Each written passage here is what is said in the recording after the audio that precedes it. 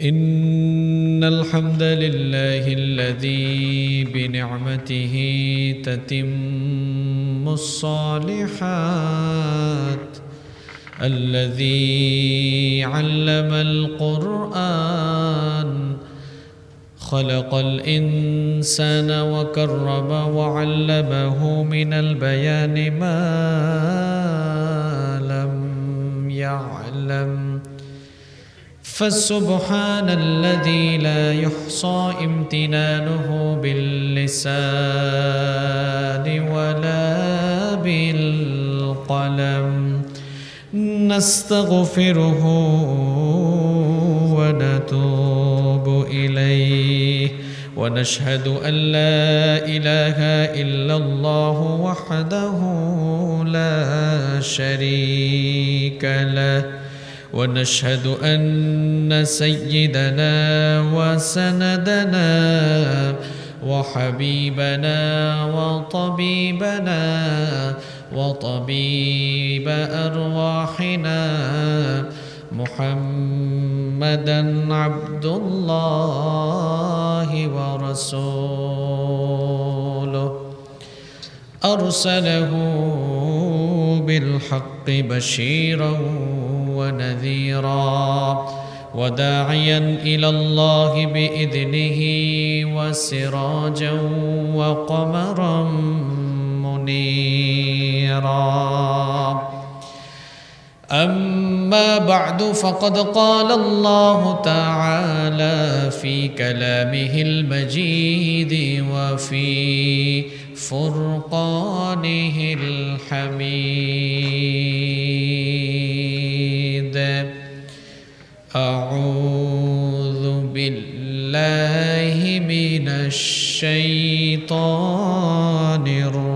الرجيم. بسم الله الرحمن الرحيم. إن الله وملائكته يصلون على النبي يا أيها الذين آمنوا صلوا عليه وسلموا تسليما. اللهم صل على محمد وعلى آل محمد كما صليت على إبراهيم وعلى آل إبراهيم إنك حميد مجيد. اللهم بارك على محمد وعلى آل محمد كما باركت على إبراهيم وعلى آل إبراهيم إنك حميد مجيد. ربي زدني علما، ربي زدني علما. ربي اشرح لي صدري ويسر لي أمري واحلل عقدة من لساني يفقه قولي. سبحانك لا علم لنا إلا ما علمتنا إنك أنت العليم الحكيم.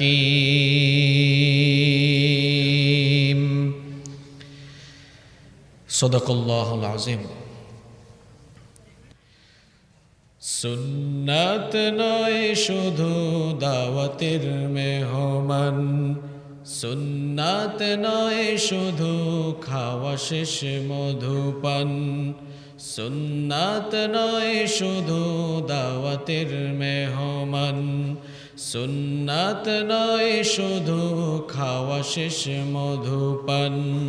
আরো কিছু সুন্নাত আছে তুমি জানো কি, জানলেও জীবনে কখনো তা মানো কি। আরো কিছু সুন্নাত আছে তুমি জানো কি, জানলেও জীবনে কখনো তা মানো কি। সুন্নাত শুধু নয় মাজলুম সহায়ক, সুন্নাত উহুদের জালিমের প্রতিরোধ। সুন্নাত শুধু নয় লাওয়ার কদু খাওয়া, আর সুন্নাত হলো অন্যায় বাধা দেয়া। সুন্নাত নয় শুধু নির্জন ধ্যানে থাকা, আর সুন্নাত হলো পাথরের আঘাত খাওয়া। মুহাব্বতে তার সুদিনের সাথী তুমি, দুর্দিনেও তার পাশে থাকো কি। আরো কিছু সুন্নাত আছে তুমি জানো কি, জানলেও জীবনে কখনো তা মানো কি। আরো কিছু সুন্নাত আছে তুমি জানো কি, জানলেও জীবনে কখনো তা মানো কি। সুন্নাত কোরআনের সমাজ বিনির্মাণে বৈরী সকল পথ মারিয়ে চলা। সুন্নাত দাওয়াতের দিনের পাশাপাশি ইসলাম রক্ষায় হাতে তলোয়ার তোলা। সুন্নাত শুধু নয় নমনীয় আলাপন, সুন্নাত প্রয়োজনে হুঙ্কার গর্জন। সুন্নাত শুধু নয় মেষ চড়াতে যাওয়া, আর সুন্নাত হলো রাষ্ট্রনায়ক হওয়া। মুহাব্বতে তার খালিদ ওমর আলী আবু বকরের মতো পাশে থাকো কি। আরো কিছু সুন্নাত আছে তুমি জানো কি, জানলেও জীবনে কখনো তা মানো কি। আরো কিছু সুন্নাত আছে তুমি জানো কি, জানলেও জীবনে কখনো তা মানো কি। কোরআনে কারীম পৃথিবীর সমস্ত মানুষগুলোকে 4 ভাগে ভাগ করেছে। জবাব দেন, কয় ভাগে ভাগ করেছে? হ্যাঁ, এখন কথাবার্তা শুরু হবে। নলেজ এটা শেয়ার করার জায়গা, শুধু একজন বলবে আর একজন শুনবে এমন না। গিভ অ্যান্ড টেকের দরকার আছে না নাই? কোরআনে কারীম এই পৃথিবীর সমগ্র মানবমণ্ডলীকে মৌলিকভাবে 4টি ভাগে ভাগ করেছে। নাম্বার 1, 1 নাম্বার হচ্ছে মুমিন। নাম্বার 2, 2 নাম্বার হচ্ছে মুশরিক। নাম্বার 3 নাম্বার হচ্ছে মুলহিদ। মুলহিদ মানে অনেকে বুঝেন নাই, মুলহিদ মানে নাস্তিক। নাম্বার 4 নাম্বার হচ্ছে মুনাফিক। তাহলে পৃথিবীর মানুষ কয় প্রকার? কথা কোন, কয় প্রকার? এই 4 প্রকারের ভেতরে আরো অন্যান্য প্রকার মানুষ আছে। তাহলে 1 নাম্বার বলেছিলাম মুমিন। এবার আসেন, মুমিন কারা? যারা আল্লাহ এবং তার রাসূলের প্রতি ঈমান এনে আখিরাতমুখী জীবন আল্লাহর দেওয়া বিধান অনুযায়ী পরিচালনা করে, তারা হচ্ছে মুমিন। নাম্বার 2 নাম্বার মুশরিক। মুশরিক কারা? মুশরিক হচ্ছে তারা যারা আল্লাহ সুবহানাহু ওয়া তাআলার সাথে শিরক করে, যারা একত্ববাদী আল্লাহকে রব হিসাবে মেনে নেয় না, এরা হচ্ছে মুশরিক। মুশরিকের ভেতরে হিন্দু, বৌদ্ধ, খ্রিস্টান যারা শিরক করে সবাই ঢুকে গিয়েছে। এরপরে 3 নম্বর কি বলেছিলাম? মুলহিদ, নাস্তিক। নাস্তিক কারা? যারা স্রষ্টায় বিশ্বাস করে না, যারা বলে গোটা বিশ্ব জগৎ এমনি এমনি সৃষ্টি হয়েছে। নাস্তিকের ঘরের নাস্তিক, তুই কি দুনিয়াতে এমনি এমনি এসেছিস? এমনি এমনি এসেছে? নিজেকে নিয়ে চিন্তা করলেই তো আস্তিক হয়ে যাওয়ার কথা, ঠিক কি না? তো নাস্তিকরা বলে দেয়ার ইজ নো গড, স্রষ্টা বলতে কেউ নেই। আর যদি থেকেও থাকে, যারা বলে যে অদৃশ্যের মধ্যে আছে, আমরা বলি আনসিন ইজ নাথিং, যা দেখা যায় না তা বিশ্বাস করা যায় না। নাউযু বিল্লাহি মিন যালিক। এটা তাদের যুক্তি। আর 4 নম্বর হচ্ছে মুনাফিক। 4 নম্বর কি? মুনাফিক। তাহলে পৃথিবীর মানুষ কয় প্রকার? মুমিন ছাড়া বাকি 3 প্রকার মানুষের জন্য আল্লাহ তাআলা জাহান্নাম প্রস্তুত করে রেখেছেন।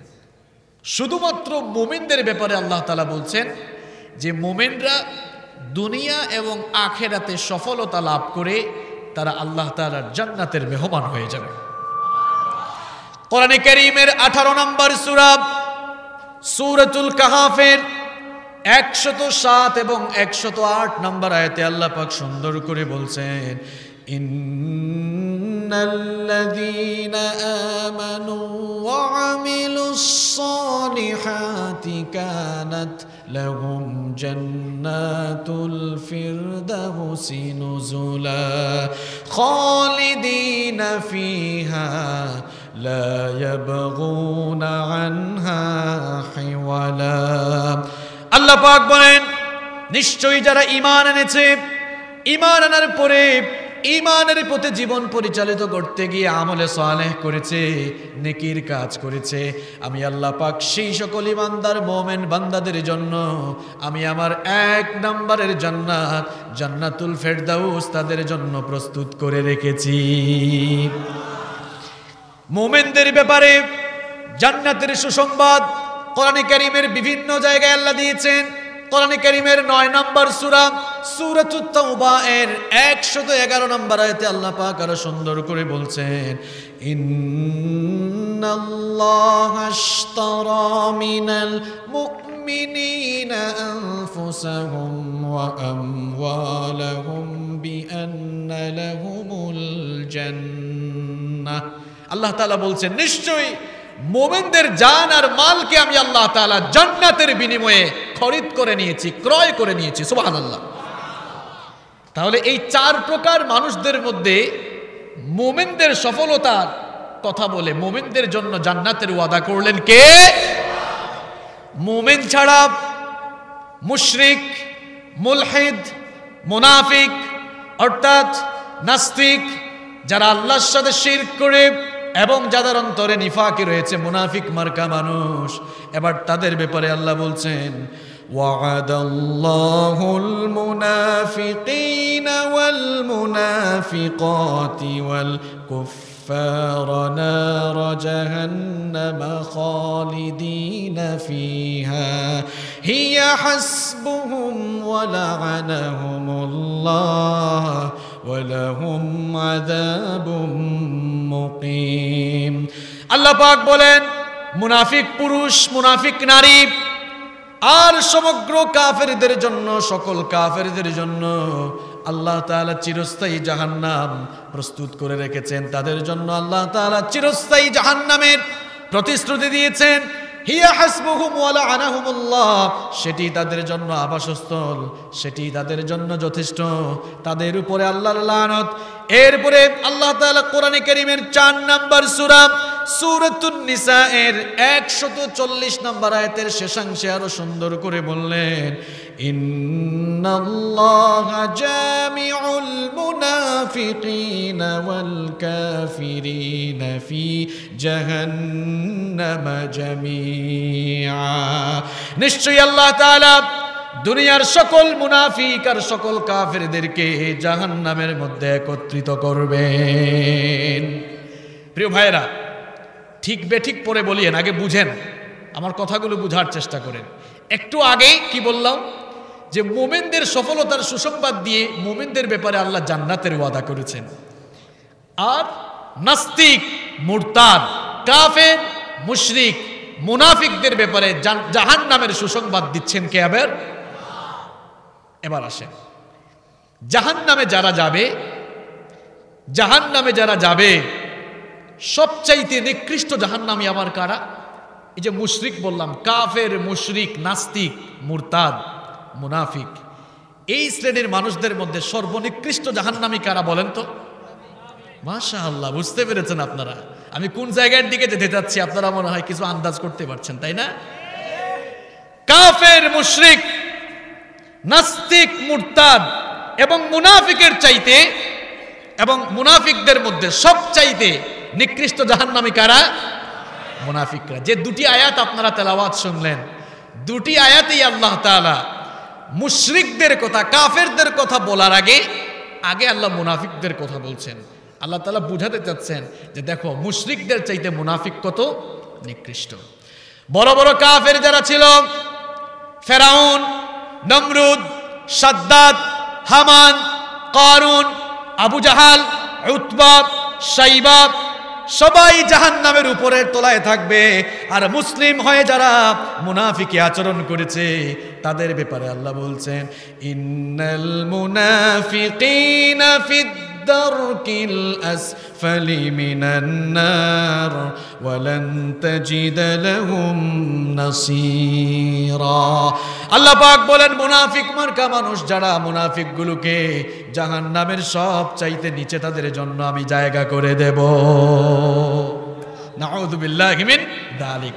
পেকুয়ার মুসলমানরা ভালো করে শুনেন, বড় বড় কাফেররাও কিন্তু জাহান্নামের উপরের তলায় থাকবে, আর মুনাফিক এরা জাহান্নামের একেবারে সবচাইতে নিচে সর্বনিম্ন জায়গায় অবস্থান করবে। এজন্য আমাদের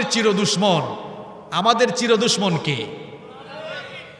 না, মানুষের চিরদুশ্মন কে? শয়তান।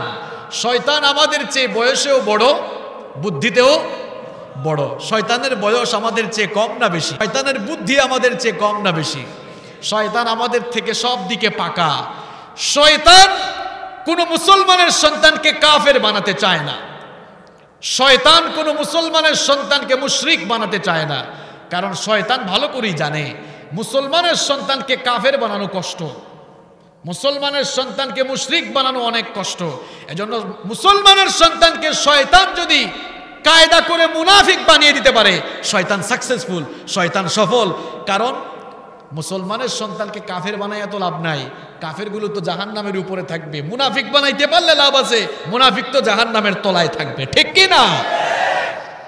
এজন্য শয়তান মুসলমানের সন্তানকে মুনাফিক বানাবার ব্যাপারে সবচাইতে অগ্রগামী। প্রিয় ভাইরা, কোরআনে কারিমে আল্লাহ তাআলা মুমিনদের নামে সূরা দিয়েছেন, কাফেরদের নামেও সূরা দিয়েছেন, মুনাফিকদের নামেও সূরা দিয়েছেন। মুমিনদের নামে আল্লাহ তাআলা যে সূরা দিয়েছেন সেই সূরার নাম কি? কেউ জানেন না? কিও জানেন না? মুমিনদের নামে কোরআনে একটা সূরা আছে, এটি কোরআনে কারিমের 23 নম্বর সূরা। সূরার নাম হচ্ছে সূরাতুল মুমিনুন। সূরাটির নাম কি? হ্যাঁ, মুখস্থ করেন। মুমিনদের নামে যে সূরা দেওয়া হয়েছে সেই সূরার নাম কি? সবাই বলেন। নিচে তো খর আছে, খর কি এখন নিচ থেকে তুলে আপনারা মুখের ভেতর ঢুকাই দিলেন নাকি? তো কথা তো বলতে হবে। মুমিনদের নামে আল্লাহ তাআলা একটি সূরা দিয়েছেন, সবাই বলেন, একজনও চুপ থাকবেন না। সূরার নাম কি? সূরাতুল মুমিনুন। কাফেরদের নামে আল্লাহ একটি সূরা দিয়েছেন, সূরার নাম সূরাতুল কাফিরুন। সূরার নাম কি বলেন? মুনাফিকদের নামে আল্লাহ একটি সূরা দিয়েছেন, সূরার নাম সূরাতুল মুনাফিকুন। সূরার নাম কি? এবার খেয়াল করেন, কাফেরের নামেও আল্লাহ তাআলা সূরা দিলেন, মুনাফিকের নামেও আল্লাহ তাআলা সূরা দিলেন। কাফেরের সূরাটা কয় লাইন? আচ্ছা, 2, 2.5 বা 3 লাইন। কুল ইয়া আইয়ুহাল, জানেন তো এই সূরাটা মুখস্থ আছে? কাফেরদের নামে যে সূরা দেওয়া হয়েছে সেটা 2, 2.5 বা 3 লাইন। আর মুনাফিকের নামে যে সূরা দেওয়া হয়েছে সেই সূরা কয় লাইন? হ্যাঁ, প্রায় 1.5 পৃষ্ঠা। কয় পৃষ্ঠা? এখান থেকে বুঝেন না আপনি যে কাফেরের চাইতে মুনাফিকগুলা কত খারাপ। যুগে যুগে কাফের মুশরিকদের চাইতে মুনাফিক মার্কা মানুষগুলো ইসলামের সবচাইতে বেশি ক্ষতি করেছে। যেখানে ইসলামের ইমারত নির্মিত হয়েছে, যেখানে ইসলামের সৌধ নির্মাণ হয়েছে, যেখানে ইসলামের বিল্ডিং নির্মাণ হয়েছে, ইসলামের বিল্ডিংকে ভেঙে চুরে চূর্ণ বিচূর্ণ করে দিয়ে মাটির সাথে মিশিয়ে দেওয়ার জন্য কাফের মুশরিকরা যত বেশি ভূমিকা পালন করেছে, তার চাইতে মুসলিম নামধারী মুনাফিকগুলো বেশি ভূমিকা পালন করেছে। এই জন্য কাফেরের চাইতে মুশরিকের চাইতে মুনাফিক আল্লাহর কাছে নিকৃষ্ট। আজকে আমরা মুনাফিকদের ব্যাপারে কথা বলবো ইনশাআল্লাহ। পেকুয়ায় মুনাফিক নাই, রাজাখালীতে নাই, আছে মানে হ্যাঁ কি মনে করছেন হুজুর কিছু জানে না? একটু পরেই দেখবেন গিরায় গিরায় লাগবে। একদম নিরপেক্ষ মন মগজ মানসিকতা নিয়ে আলোচনায় বসতে হবে। কিছুক্ষণ পর দেখবেন কিছু মানুষ উঠাউঠি করবে, মনে মনে ভাববে হুজুর দেখছেন তো কোন জায়গা থেকে আসলে এসেই আমাকে উদ্দেশ্য করে সবগুলো কথা বলতেছে। আমি আপনাকে চিনি, কথা কন, আমি আপনাকে চিনি। কথাগুলো বলেছেন কে? বলেছেন কে? আমার ভাইয়েরা, আল্লাহ রাসূলের সাহাবীরা এই নিফাক নামক ভাইরাসকে খুব ভয় পাইতেন। করোনা ভাইরাসের চাইতে মারাত্মক ভাইরাসের নাম নিফাক। করোনা ভাইরাসের চাইতে আরো মারাত্মক ভাইরাসের নাম হচ্ছে নিফাক। বড় বড় সাহাবীরা নিফাক নামক ভাইরাসকে ভয় পেতেন। এদিকে তাকান, এদিকে কি দেখেন আপনারা? এই এদিকে তাকান। বিশ্বনবী সাল্লাল্লাহু আলাইহি ওয়াসাল্লামের বড় বড় সাহাবীরা, বিখ্যাত বিখ্যাত সাহাবীরা নিফাক নামক ভাইরাস থেকে বাঁচার জন্য কত সাবধান থাকতেন, সতর্ক থাকতেন। ভালো করে শুনেন। আল্লাহর নবীর প্রিয় সাহাবী আবু হুযায়ফা রাদিয়াল্লাহু আনহুকে সাহিবুস সিররুন নবী, বিশ্বনবীর গোপন কথার ভান্ডার বলা হতো। বিশ্বনবী সাল্লাল্লাহু আলাইহি ওয়াসাল্লাম গোপন গোপন কথাগুলো তার সাহাবী আবু হুযায়ফা রাদিয়াল্লাহু আনহুর সাথে শেয়ার করতেন। বিশ্বনবী সাল্লাল্লাহু আলাইহি ওয়াসাল্লাম মদিনার মুনাফিকদের লিস্ট আবু হুযায়ফা রাদিয়াল্লাহু আনহুর সাথে শেয়ার করেছেন। এই জন্য ওমর ইবনুল খাত্তাব রাদিয়াল্লাহু আনহুর শাসনামলে যখনই কোনো জানাজা আসতো, যখনই কোনো লাশের জন্য জানাজার আয়োজন করা হতো, ওমর ইবনুল খাত্তাব রাদিয়াল্লাহু আনহু বলতেন, দেখো তো জানাজায় আবু হুযায়ফা এসেছে কিনা। আবু হুযায়ফা যদি জানাজায় না আসে তাহলে এই জানাজা আমি পড়াবো না। কারণ আবু হুযায়ফা জানতেন মদিনায়, কারণ আবু হুযায়ফা ভালো করে জানতেন মদিনায় কারা কারা মুনাফিক আছে। সেই লিস্ট আবু হুযায়ফার সাথে শেয়ার করেছেন মুহাম্মদ সাল্লাল্লাহু আলাইহি ওয়াসাল্লাম। একদিন সাইয়েদনা ওমর ইবনুল খাত্তাব রাদিয়াল্লাহু আনহু আবু হুযায়ফা রাদিয়াল্লাহু আনহুকে বললেন, ওগো আমার ভাই আবু হুযায়ফা, তোমার কাছে আজ একটা গোপন বিষয় জানতে চাই। আমাকে ওয়াদা দাও, বিষয়টা পরিষ্কার করে আমাকে বলবে, সত্য কথা আমার সাথে শেয়ার করবে। আবু হুযায়ফা রাদিয়াল্লাহু আনহু চিন্তায় পড়ে গেলেন, কি এমন কথা, কি এমন গোপন কথা যা জানার জন্য আমিরুল মুমিনিন ওমর ইবনুল খাত্তাব রাদিয়াল্লাহু আমার কাছে অনুমতি প্রার্থনা করছেন, আমার কাছে এত বিনয়ের সাথে বলছেন। তিনি বলছেন, ওগো আমিরুল মুমিনিন, নির্দ্বিধায় বলতে পারেন, অবশ্যই আমি আপনাকে বলবো। এবার সাইয়েদনা ওমর ইবনুল খাত্তাব রাদিয়াল্লাহু আনহু বললেন, ওগো আমার ভাই আবু হুযায়ফা, বিশ্বনবী তো দুনিয়া থেকে যাওয়ার আগে মদিনার মুনাফিকগুলোর লিস্ট তোমার কাছে দিয়ে গিয়েছেন। আল্লাহর ওয়াস্তে মেহেরবানি করে আমাকে বলো, সেই লিস্টে আমি ওমরের নামটা আছে নাকি বলো। আল্লাহু আকবার! কত বড় সাহাবী ওমর, যেমন তেমন মানুষ নয়, যার ব্যাপারে স্বয়ং আমার নবী বলেছেন, লা নাবিয়্যা ওয়ালা রাসূলা মিন বাদি, আমার উপরে কোনো নবী নাই, আমার উপরে কোনো রাসূল নাই। লাউ কানা নাবিয়্যাম মিন বাদি লাকানা উমর, আমার উপরে কেউ যদি নবী হতো, আমার পরে কেউ যদি নবী হিসেবে দুনিয়ায় আসতো, তাহলে আমার ওমর আমার পরে নবী হয়ে যেত। সেই ওমর যাকে দেখলে শয়তানও ভয়ে পালিয়ে গিয়েছে, সেই ওমর বলছেন, ভাই আবু হুযায়ফা, মদিনার মুনাফিকদের লিস্ট রাসূল তো তোমার কাছে দিয়েছেন, মেহেরবানি করে বলো তো ওই লিস্টে আমার নাম আছে নাকি। আবু হুযায়ফা রাদিয়াল্লাহু আনহু কেঁদে ফেললেন, কেঁদে দিয়ে বললেন, ওগো আমিরুল মুমিনিন, কি করে মুনাফিকের লিস্টে আপনার নাম থাকতে পারে? কারণ বিশ্বনবী আপনার ব্যাপারেই তো বলেছেন আপনার পরে নবী আসবে না, নবী আসলে নবী হিসাবে আল্লাহ আপনাকেই পাঠাবেন। এত বেশি মর্যাদা যাকে দেওয়া হয়েছে সেই মানুষটার নাম কেমনে মুনাফিকের লিস্টে আসে? ওমর ইবনুল খাত্তাব তখন বললেন, আমার অন্তরে ভয় ছিল, ভয়টা দূর করার জন্য তোমার কাছে প্রশ্ন করেছিলাম। মনে মনে ভেবেছিলাম লিস্টটাতে যদি নাম থাকে এখনো তো সময় আছে নিফাক নামক ভাইরাস থেকে নিজেকে শুদ্ধ করে নেওয়ার। আল্লাহু আকবার! ওমরের মতো লোক যিনি নিফাক নামক ভাইরাস নিয়ে টেনশনে ছিলেন, কলিমুল্লাহ সলিমুল্লাহ, আপনি সারাদিন তো একবারও আপনার মাথায় টেনশন আসে না? কোন ইবলিসের সাথে বসবাস আপনার? সারাদিন চলে যায়, একটু চিন্তাও করেন না মুনাফিকের কত খাসলত যে ভিতরে আছে। একটু পরেই সেগুলো আমরা জানবো ইনশাআল্লাহ। ইসলামে মুনাফিকগুলো কত নিকৃষ্ট শুনেন। আব্দুল্লাহ বিন উবাই বিন সুলুলের নাম শুনেছেন কি শুনেন নাই? পেকুয়ার মানুষ শুনবে কেন? কারণ পেকুয়ায় তো মুনাফিক নাই। আব্দুল্লাহ বিন উবাই বিন সুলুল মদিনার মুনাফিকদের সর্দার ছিল, মুনাফিকদের নেতা ছিল।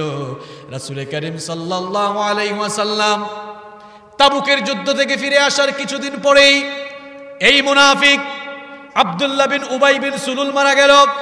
তার ছেলে আব্দুল্লাহ বিশ্বনবীর দরবারে আগমন করে বিশ্বনবীর কাছে বলল, ওগো আল্লাহর নবী, আমার বাবা আব্দুল্লাহ বিন উবাই বিন সুলুল দুনিয়া থেকে চলে গিয়েছেন। তার জানাজায় কাফন হিসাবে আপনার শরীরের জুব্বা মুবারক, আপনার জামা, আপনার জুব্বা, আপনার কুর্তা মুবারক দিলে আমি বড় খুশি হতাম। আমার বাবারও সেই চাওয়া ছিল, আর আমার বাবার যদি জানাজা আপনি ইমামতি করতেন তাহলে আমি বড় আনন্দ পেতাম, আমার কাছে খুব ভালো লাগতো। আব্দুল্লাহর কথা শুনে বিশ্বনবী সাল্লাল্লাহু আলাইহি ওয়াসাল্লাম তার জামা মুবারক খুলে আব্দুল্লাহর হাতে দিয়ে দিলেন। জানাজার জন্য রওনা হলেন। ওমর ইবনুল খাত্তাব রাদিয়াল্লাহু আনহু সামনে দাঁড়িয়ে বললেন, ওগো আল্লাহর নবী, কার জানাজার নামাজের জন্য যান? এই লোকটাকে কি আপনি চিনেন না? এই লোকটাকে কি আপনি চিনেন না? উহুদের ময়দান থেকে তার লোকদেরকে নিয়ে পলায়ন করেছিল, সারা জীবন মুসলমানদের সাথে দুশ্মনী করেছিল, সারা জীবন কাফেরদের সাথে আতাত করে মুসলমানদের ক্ষতি করেছে। কার জানাজায় যাওয়ার জন্য রওনা হয়েছেন? আমার নবী তখন বললেন, ওগো ওমর, আমার রব তো আমাকে নিষেধ করেন নাই, বাধা দিও না, আমাকে ছেড়ে দাও। অপেকুয়ার মুসলমানেরা বেশ কয়েকটি জায়গায় সাইয়েদনা ওমর ইবনুল খাত্তাব রাদিয়াল্লাহু আনহু একা সিদ্ধান্ত নিয়েছেন। আর ওমরের সিদ্ধান্তের পক্ষে আল্লাহ তাআলা আয়াত নাজিল করে ওমরের পক্ষে আল্লাহ সমর্থন দিয়েছেন। কত বড় সাহাবী! ওমর রাদিয়াল্লাহু আনহু আটকালেন, কোথায় যাচ্ছেন ইয়া রাসূলুল্লাহ সাল্লাল্লাহু। রাসূল করিম সাল্লাল্লাহু আলাইহি ওয়াসাল্লাম ওমরের বাধা না মেনে জানাজায় চলে গেলেন। যখন তিনি আব্দুল্লাহ বিন উবাই বিন সুলুলের জানাজার নামাজে ইমামতি শুরু করবেন, এবার আল্লাহ তাআলা সাইয়েদনা জিবরিলকে ওহী দিয়ে পাঠালেন। সাইয়েদনা জিবরিল এসে বললেন, ওগো আল্লাহর নবী, থামেন, থামেন। কার জানাজা ইমামতির জন্য দাঁড়িয়েছেন? কার জানাজা ইমামতির জন্য দাঁড়িয়েছেন? আল্লাহ আমার কাছে ওহী দিয়ে আপনার কাছে পাঠিয়েছেন। ইস্তাগফির লাহুম আও লা তাস্তাগফির লাহুম ৭০ মাররাতান ফালান ইয়াগফিরাল্লাহু লাহুম যালিকা বিআন্নাহুম কাফারু বিল্লাহি ওয়া রাসূলিহি ওয়াল্লাহু লা ইয়াহদিল কওমাল ফাসিকিন। আল্লাহ পাক জানিয়ে দিয়েছেন, এই মুনাফিকের জন্য যদি আপনি ক্ষমা প্রার্থনা করেন আর যদি ক্ষমা প্রার্থনা নাও করেন, উভয়ই তার জন্য সমান। এই মুনাফিকটার জন্য একবার আর দুইবার নয়, স্বয়ং আপনি নবী যদি তার জন্য ৭০ বার তার জন্য আল্লাহর কাছে ক্ষমা চান, আল্লাহ তার সিদ্ধান্ত জানিয়েছেন এই মুনাফিককে আল্লাহ ক্ষমা করবেন না। আল্লাহু আকবার। আব্দুল্লাহ বিন উবাই বিন সুলুল সে কি মুশরিক ছিল? বিশ্ব নবীর পেছনে মসজিদে নববীতে নামাজে দাঁড়াতো, দান সদকাও করত, বিশ্ব নবীর সাথে দাওয়াতে যেত, বিশ্ব নবীর পাশে পাশে ঘুরত, বিশ্ব নবীর ঠিক পেছনে ইমাম একেবারে যায় নামাজের পেছনে দাঁড়াতো নামাজ আদায়ের জন্য। আব্দুল্লাহ বিন উবাই বিন সুলুল মার্কা মুসলমান কিন্তু পৃথিবীর আজও বহু দেশে আছে যারা মসজিদে ইমাম সাহেবের পেছনে একেবারে সামনের কাতারে নামাজি দাঁড়ায়, আবার সুযোগ পেলে ইসলামকে জবাই করার জন্য তারা ন্যূনতম ছাড় দেয় না। এই মুনাফিকগুলো ইসলামের সবচেয়ে বেশি ক্ষতি করেছে। মুনাফিক এত সহজে চেনাও যায় না, মুনাফিক এত সহজে চেনাও যায় না, কারণ মুনাফিক কিন্তু টুপিও মাথায় দেয়, দাড়িও রাখে, জুব্বাও পরে, নামাজেও যায়, আবার হজও করে। মুনাফিক এত সহজে চেনা যায় না। কেউ যদি আমাকে বলে হুজুর হিন্দু দেখবো কোন দেশে যাব, বলবো ভাই ভারতে চলে যান, কোটি কোটি হিন্দু সেই দেশে আছে না নাই? কেউ যদি প্রশ্ন করে হুজুর বৌদ্ধ দেখবো কোন দেশে যাব, পার্শ্ববর্তী দেশ মিয়ানমারে চলে যান, কোটি কোটি বৌদ্ধ আছে না নাই? কেউ যদি বলে হুজুর ইহুদি দেখবো কোন দেশে যাব, ইসরায়েলে যান। কেউ যদি বলে খ্রিস্টান দেখবো, ইউনাইটেড স্টেট অফ আমেরিকায় চলে যান। এখন কেউ যদি আমাকে প্রশ্ন করে হুজুর মুনাফিক দেখবো কোন দেশে যাব, শুধু বাংলাদেশ নয়, এর উত্তর হচ্ছে মুনাফিক যদি আপনি দেখতে চান তাহলে মুসলিম সমাজে মুসলিম দেশগুলোতে সফর করে দেখেন, কিছু মানুষ মুসলমানের লেবাস ধারণ করে ইসলামটাকে জবাই করে ফেলছে। তো মুনাফিক কারা, এটা তো এত সহজে চেনা যায় না। মুনাফিকের কিছু খাসলত আছে, কিছু স্বভাব আছে, কিছু ক্যারেক্টারিস্টিক, কিছু বৈশিষ্ট্য আছে। এই বৈশিষ্ট্যগুলো কারো মধ্যে থাকলেই সে মুনাফিক হিসাবে সাব্যস্ত হয়ে যাবে।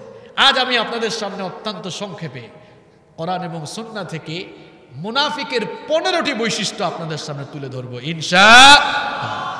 প্রিয় ভাইয়েরা, নিরপেক্ষ মন মগজ মানসিকতা নিয়ে বসেন। যদি কোনো একটি চরিত্র আমার সাথে বা আপনাদের কারোর সাথে মিলে যায়, আমরা তওবা করে আজকে বাড়ি ফিরতে পারবো তো ইনশাআল্লাহ।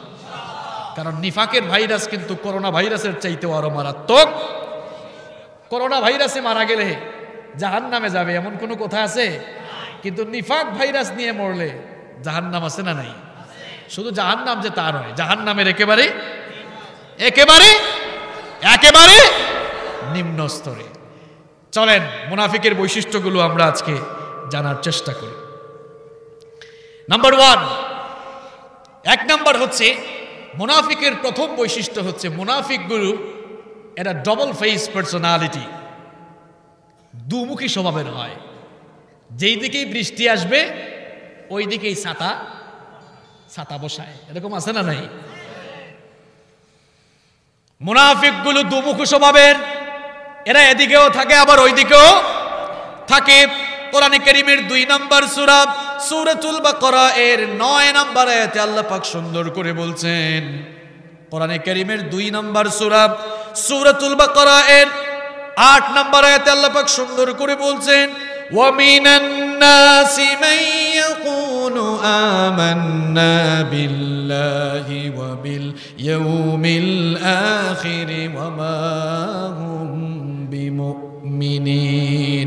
আল্লাহ পাক বলেন মানুষের মধ্যে এমন কিছু লোক আছে যারা বলে আমরা আল্লাহ আর আখিরাত দিবসের উপর ঈমান এনেছি।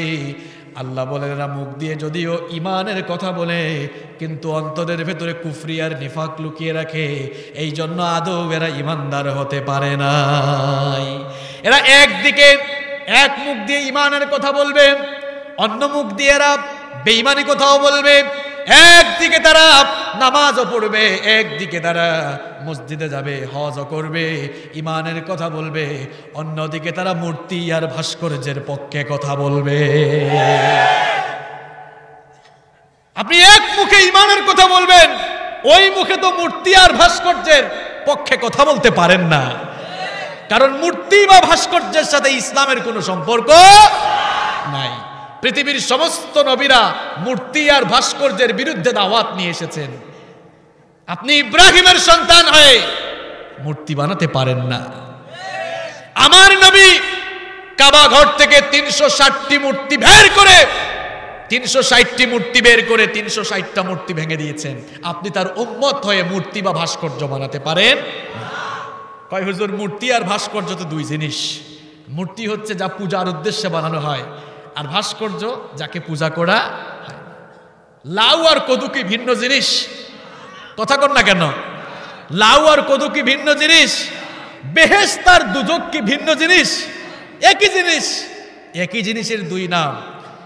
আপনারা তো শুধু চেতনার কথা বলেন, বাংলা ভাষার কথা বেশি বলেন। বাংলা একাডেমির অভিধানটা খুলে দেখিও, ভাস্কর্য আর মূর্তির মধ্যে আবিধানিক কোনো পার্থক্য নেই। ভাস্কর্য কি? ভাস্কর্য হচ্ছে প্রস্তর খোদাই করে কোনো আকৃতি, কোনো অবয়ব দেওয়াকেই ভাস্কর্য বোঝায়।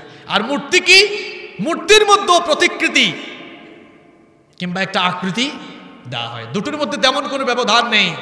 আর পৃথিবীতে ভাস্কর্য আগে এসেছে, মূর্তি পূজা পরে এসেছে। এই ইতিহাস জানতে হবে। নূহ আলাইহিস সালামের কওমের 5 জন প্রসিদ্ধ মানুষ দুনিয়া থেকে বিদায় হওয়ার পর এদের পরবর্তী প্রজন্মের মানুষগুলো ওই 5 জন লোকের ভাস্কর্য বানিয়েছিল। 5 জন লোকের ভাস্কর্য বানানোর পর সেই লোকগুলোর নামও বলে দিচ্ছি, আপনি কোরআন খুলে দেখবেন, সব কোরআনে আছে না নাই? ওয়াদ, সুওয়া, ইয়াগুথ, ইয়াউক এবং নাসর, এই 5 জন লোক প্রসিদ্ধ ছিলেন, নামি দামি মানুষ ছিলেন। এদের ভাস্কর্য তারা বানিয়েছিল। পরবর্তী প্রজন্মের লোকেরা যখন ভাস্কর্য বানালো, এরা দুনিয়া থেকে বিদায় হওয়ার পর তাদের পরবর্তী প্রজন্মরা তারা এদেরকেই দেবতা বানিয়েছিল। এই যে লাত, মানাত, উজ্জা, জাহেলি আরবদের বিখ্যাত কিছু মূর্তি ছিল না? আপনি ইতিহাস ঘেটে দেখেন, লাত এটা একজন মানুষের প্রতিকৃতি ছিল। কিরকম সেটা? আরবের তায়েফ অঞ্চলে লাত নামক একজন বিশিষ্ট ব্যক্তি ছিলেন। ধর্মীয়ভাবে তার অনেক গুরুত্ব ছিল। লোকটা মারা যাওয়ার পর তার অনুসারী যারা ছিল তার ভাস্কর্য বানিয়েছিল, সেখানে মন্দির স্থাপন করেছিল। এরপরে তারা ওই লোকটার ভাস্কর্যকেই তাদের দেবতা হিসাবে গ্রহণ করে নিয়েছিল। পৃথিবীতে ভাস্কর্য আগে এসেছে, ভাস্কর্যের মাধ্যমে মূর্তি পূজা শুরু হয়েছে। এই জন্য ইসলাম মূর্তি কিংবা ভাস্কর্য কোনোটাকেই সাপোর্ট করে না। এই দেশের স্বাধীনতার মহানায়ক, স্বাধীনতার স্থপতি, স্বাধীনতার স্বপ্নদ্রষ্টা মরহুম বঙ্গবন্ধু শেখ মুজিবুর রহমান সাহেব, আল্লাহ তাআলা তাকে মাফ করে দিন। তাকে মনে রাখার জন্য কোনো মূর্তি বা ভাস্কর্যের দরকার নেই, কারণ এই পৃথিবীতে যার চেতনা মানুষ সবচেয়ে বেশি লালন করেন তিনি হচ্ছেন মুহাম্মদ সাল্লাল্লাহু আলাইহি ওয়াসাল্লাম। তার কোনো মূর্তি দুনিয়াতে আছে? কিন্তু আমার নবীর প্রতি মানুষের ভালোবাসা দিন দিন বাড়ছে নাকি কমছে? যদি মূর্তি বানানো জায়েজ হতো তাহলে কাবা ঘরের পাশেই আমার নবীর মূর্তি থাকতো, ঠিক কিনা? মূর্তি বা ভাস্কর্যের সাথে ইসলামের কোনো সম্পর্ক নেই। এই দেশের উলামা, পীর, মাশায়েখ, শুধু জিয়াউল হাসান নামক কয়েকজন জাহেল ছাড়া এই দেশে কোনো আলেম কোনোদিনও মূর্তি বা ভাস্কর্যের পক্ষে কথা বলবে। জিয়াউল হাসানকে তো আমরা আলেমও বলতে পারি না, কারণ যেই লোকটা আল্লাহর পবিত্র ঘর কাবাকে স্ট্যাচু বা মূর্তি বলেছে, সে আর যাই হোক কখনো কোনো আলেম হতে পারে না। আহারে, একজন মানুষ কিভাবে এমন কথা বলতে পারে? বেদিনদের টাকা খাইতে খাইতে, বেদিনদের টাকা খাইতে খাইতে দশা যে এমন হবে এমনটা তো কেউ আশা করে নাই। কাবা ঘরকে আল্লাহ তাআলা বলছেন ইন্না আউওয়ালা বাইত, এটি প্রথম ঘর, উদিআ লিন-নাস, যা মানুষের জন্য বানানো হয়েছে, লাল্লাযী বিবাক্কা, যা মক্কায় অবস্থিত, মুবারাকান ওয়া হুদাল লিল আলামিন, ওই ঘরকে আল্লাহ তাআলা বরকতময় বানিয়েছেন এবং ওই ঘরকে আল্লাহ তাআলা গোটা বিশ্ববাসীর হেদায়েতের কেন্দ্রবিন্দুতে পরিণত করেছেন। সুবহানাল্লাহ। কাবা ঘর নির্মাণের এক স্বর্ণালী ইতিহাস আছে, এটি জানতে হবে আপনাকে। কাবা ঘর সর্বপ্রথম বানিয়েছেন কে? সর্বপ্রথম আল্লাহ তাআলা ফেরেশতাদের মাধ্যমে কাবা ঘর বানিয়েছেন। ওই মূর্খ কাবা ঘরকে স্ট্যাচু বলেছে, নাউযু বিল্লাহি মিন। মাননীয় প্রধানমন্ত্রীকে আমরা বলতে চাই, এই দেশের উলামা, পীর, মাশায়েখ রাষ্ট্রবিরোধী নয়, মুক্তিযুদ্ধ বিরোধী নয়, মুক্তিযুদ্ধের চেতনা বিরোধী নয়। এই দেশের উলামা, মাশায়েখ বঙ্গবন্ধু বিরোধী নয়, বরং এই দেশের উলামা, পীর, মাশায়েখ বঙ্গবন্ধুকে ভালোবাসেন বলেই বঙ্গবন্ধুর কবরে আযাব বারুক এটা তারা চান না। আর চান না বলেই তারা ভাস্কর্য আর মূর্তির বিরোধিতা করছেন। আমি তো মাঝে মাঝে ভাবি, আপনি যে কোনো রাজনৈতিক দল করতেই পারেন, যেই লোকটা স্বাধীনতার জন্য এত ত্যাগ করে গেলেন, যেই লোকটা স্বাধীনতা আন্দোলনের জন্য ভাষণ দিতে গিয়ে ইনশাআল্লাহ শব্দ উচ্চারণ করলেন, যিনি বলেছিলেন রক্ত যখন দিয়েছি রক্ত আরো দেব, এদেশের মাটিকে মুক্ত করে ছাড়বো ইনশাআল্লাহ।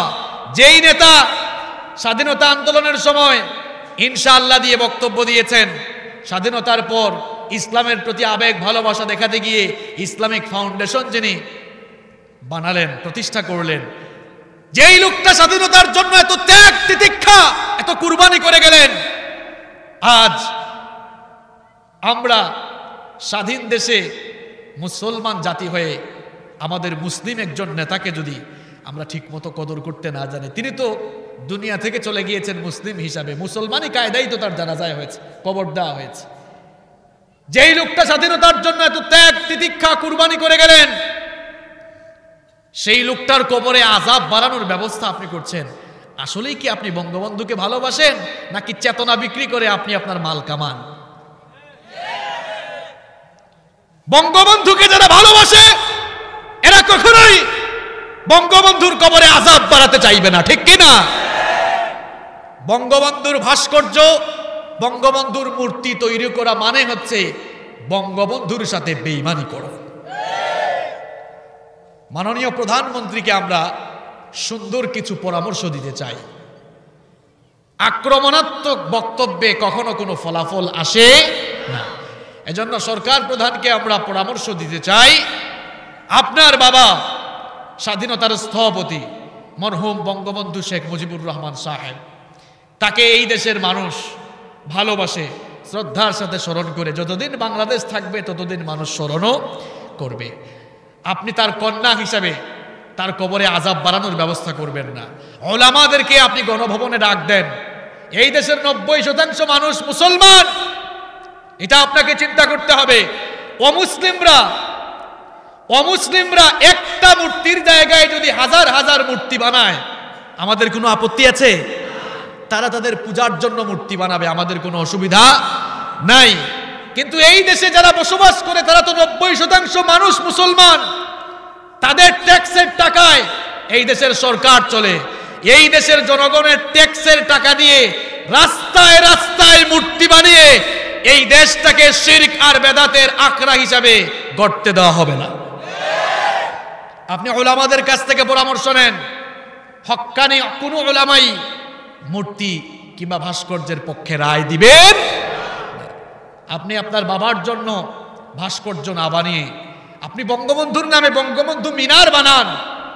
ভারতে কুতুব মিনার আছে না নাই? আপনি বাংলাদেশেও বঙ্গবন্ধু মিনার বানান।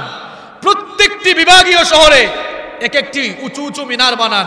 মিনারগুলো এত উঁচু করেন যেন ওই শহরের সবগুলো বিল্ডিং এর চাইতে এই মিনারটা উঁচু হয়। যারা হজ করে এসেছেন, উমরা করে এসেছেন, মসজিদে হারামের পাশে আপনারা ক্লক টাওয়ার দেখেছেন কি দেখেন নাই? হজ করছেন কে কে? হাত তুলেন তো। হজ বা উমরা করেছেন কে কে? কয়েকজন হাত তুলছে। ক্লক টাওয়ার, ঘড়ি টাওয়ার দেখছেন তো? বাংলা ভাষায় বলি ঘড়ি টাওয়ার দেখছেন? উপরে যে ঘড়ি আছে একটা টাওয়ারের উপরে, এই রকম বাংলাদেশে আপনি বঙ্গবন্ধু মিনার বানান। মিনারের উঁচুতে ঘড়িও লাগায় দেন যাতে সব জায়গা থেকে ঘড়ির টাইম দেখা যায়। আর 5 ওয়াক্ত আযানের সময় হলে ডিজিটাল পদ্ধতিতে সেই মিনার থেকে আজান চালু করে দেন, আজানের ব্যবস্থা করে দেন। 5 ওয়াক্ত আজান হবে, আপনার বাবার কবরটা এমনি জান্নাতের বাগান হয়ে যাবে। আপনি এই ভালো কাজগুলো শুরু করে দেন। বঙ্গবন্ধুর নামে মসজিদ বানান, প্রতিষ্ঠান বানান, মাদ্রাসা তৈরি করেন। এইরকম সুন্দর সুন্দর প্রস্তাবনা আমরা আপনাকে দিচ্ছি। মূর্তি কিংবা ভাস্কর্য বানিয়ে আপনার বাবার কবরে আপনি আযাব বাড়াবেন না। কোরআন হাদিস ছাড়াও আপনি বাস্তব দৃষ্টিকোণ থেকে একটু চিন্তা করে দেখেন তো, মূর্তি বা প্রতিকৃতি ভাস্কর্য বানালেই কি একজন মানুষকে কদর করা হয়? আপনি রাস্তায় একটি ভাস্কর্য বানালেন, ভাস্কর্য বানানোর পর কাউয়া কবুতর যদি ভাস্কর্য কিংবা মূর্তির উপরে বসে, এটা সরায় দেওয়ার কোনো ক্ষমতা ওই ভাস্কর্য কিংবা মূর্তির আছে? প্রস্রাব করছে, পায়খানা করছে, মলমূত্র ত্যাগ করছে, অসম্মান হচ্ছে, কদর হচ্ছে না। সুতরাং বাস্তবতার আলোকে একটু বুঝার চেষ্টা করেন। আল্লাহ তাআলা বুঝার সঠিক সমঝ দান করুন। বেলাইনে চলে যাওয়া যাবে না, মুনাফিকের 1 নাম্বার বৈশিষ্ট্য কি বলেছিলাম? একই মুখে ঈমানের কথা বলবে, আবার বেঈমানি কথাবার্তা, বেঈমানি কাজও। একদিকে তারা ঈমানের কথা বলবে, অন্যদিকে মুনাফিক মার্কা মানুষগুলো তারা ইসলাম বিরোধীদের সাথে আতাত করে চলবে। দেখা যাবে তারা নিজেরা নামাজে আসবে কিন্তু নামাজীদের বিরোধিতা করবে। নিজেরা মদ খায় না, জুয়া খেলে না, জেনা ব্যভিচারের সাথে সম্পর্ক নাই, কিন্তু মদ যারা খায়, জেনা যারা করে, ব্যভিচার যারা করে, জুয়া যারা খেলে তাদেরকে বৈধতা দেয়। কিয়ামতের দিন কিছু মানুষের আমলনামায় দেখা যাবে জেনার গুনাহ লেখা হয়েছে, মদ খাওয়ার গুনাহ লেখা হয়েছে, ক্যাসিনোর গুনাহ লেখা হয়েছে। ওই লোকগুলো তখন বলবে, ওগো আল্লাহ, দুনিয়ায় তো কোনোদিন আমরা মদ খাই নাই, কোনোদিন জুয়া খেলি নাই, কোনোদিন ক্যাসিনোর আড্ডায় যায় নাই, তাহলে আমার আমলনামায় কেন এই গুনাহগুলো লিখে দিয়েছো? আল্লাহ পাক তখন বলবেন, তুমি মদ খাও নাই, জেনা ব্যভিচার করো নাই, ক্যাসিনোতে যাও নাই, ঠিক আছে, কিন্তু যারা মদের লাইসেন্স দিয়েছে, যারা জুয়ার লাইসেন্স দিয়েছে, জেনার লাইসেন্স দিয়েছে, তাদেরকে তুমি এক পায়ে সমর্থন করেছো, ঠিক কি না?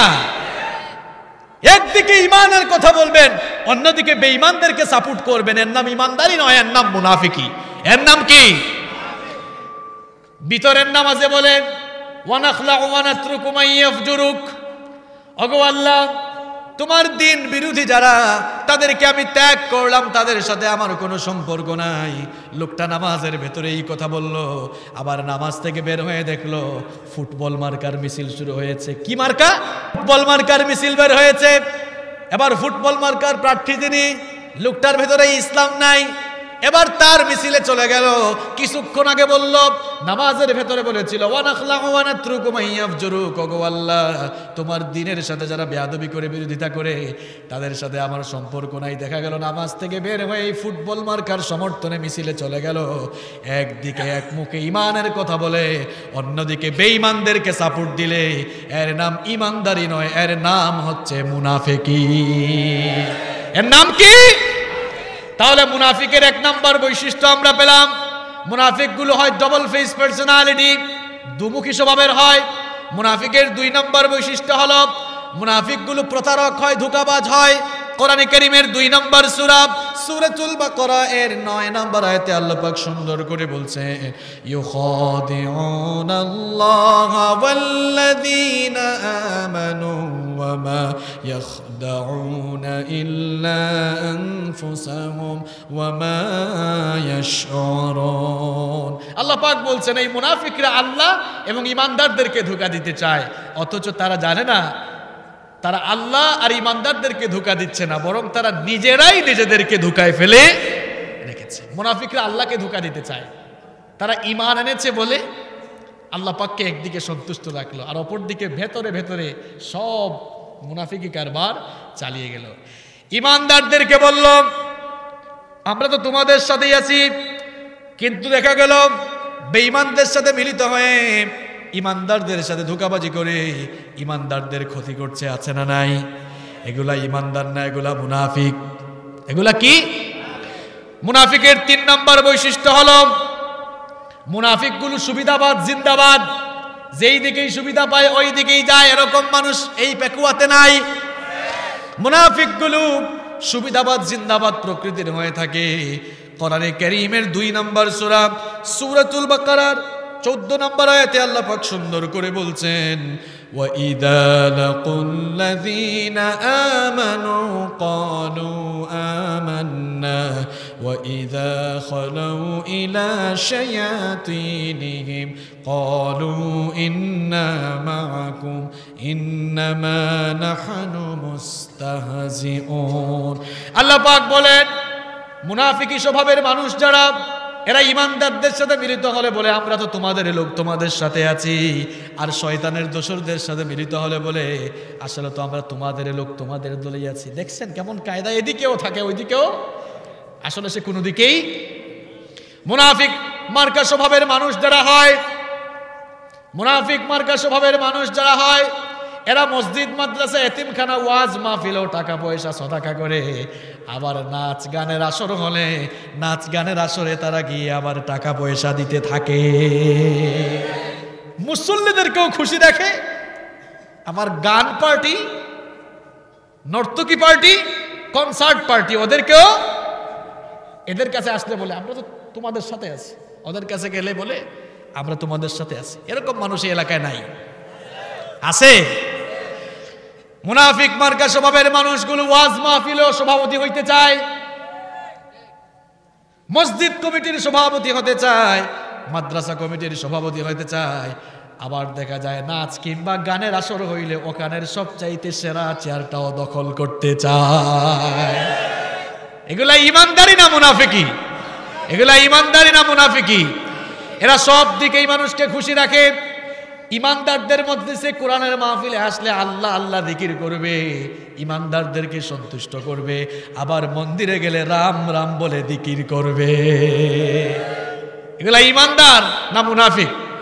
ইমানদার না মুনাফিক? মুনাফিকদের 4 নাম্বার বৈশিষ্ট্য হলো, এগুলো মুখস্থ করবেন। কয়টা বলছি? কয়টা বললাম? 4 নাম্বার বৈশিষ্ট্য হচ্ছে মুনাফিকরা লোক দেখানো কাজ করে। মুনাফিকরা কি করে?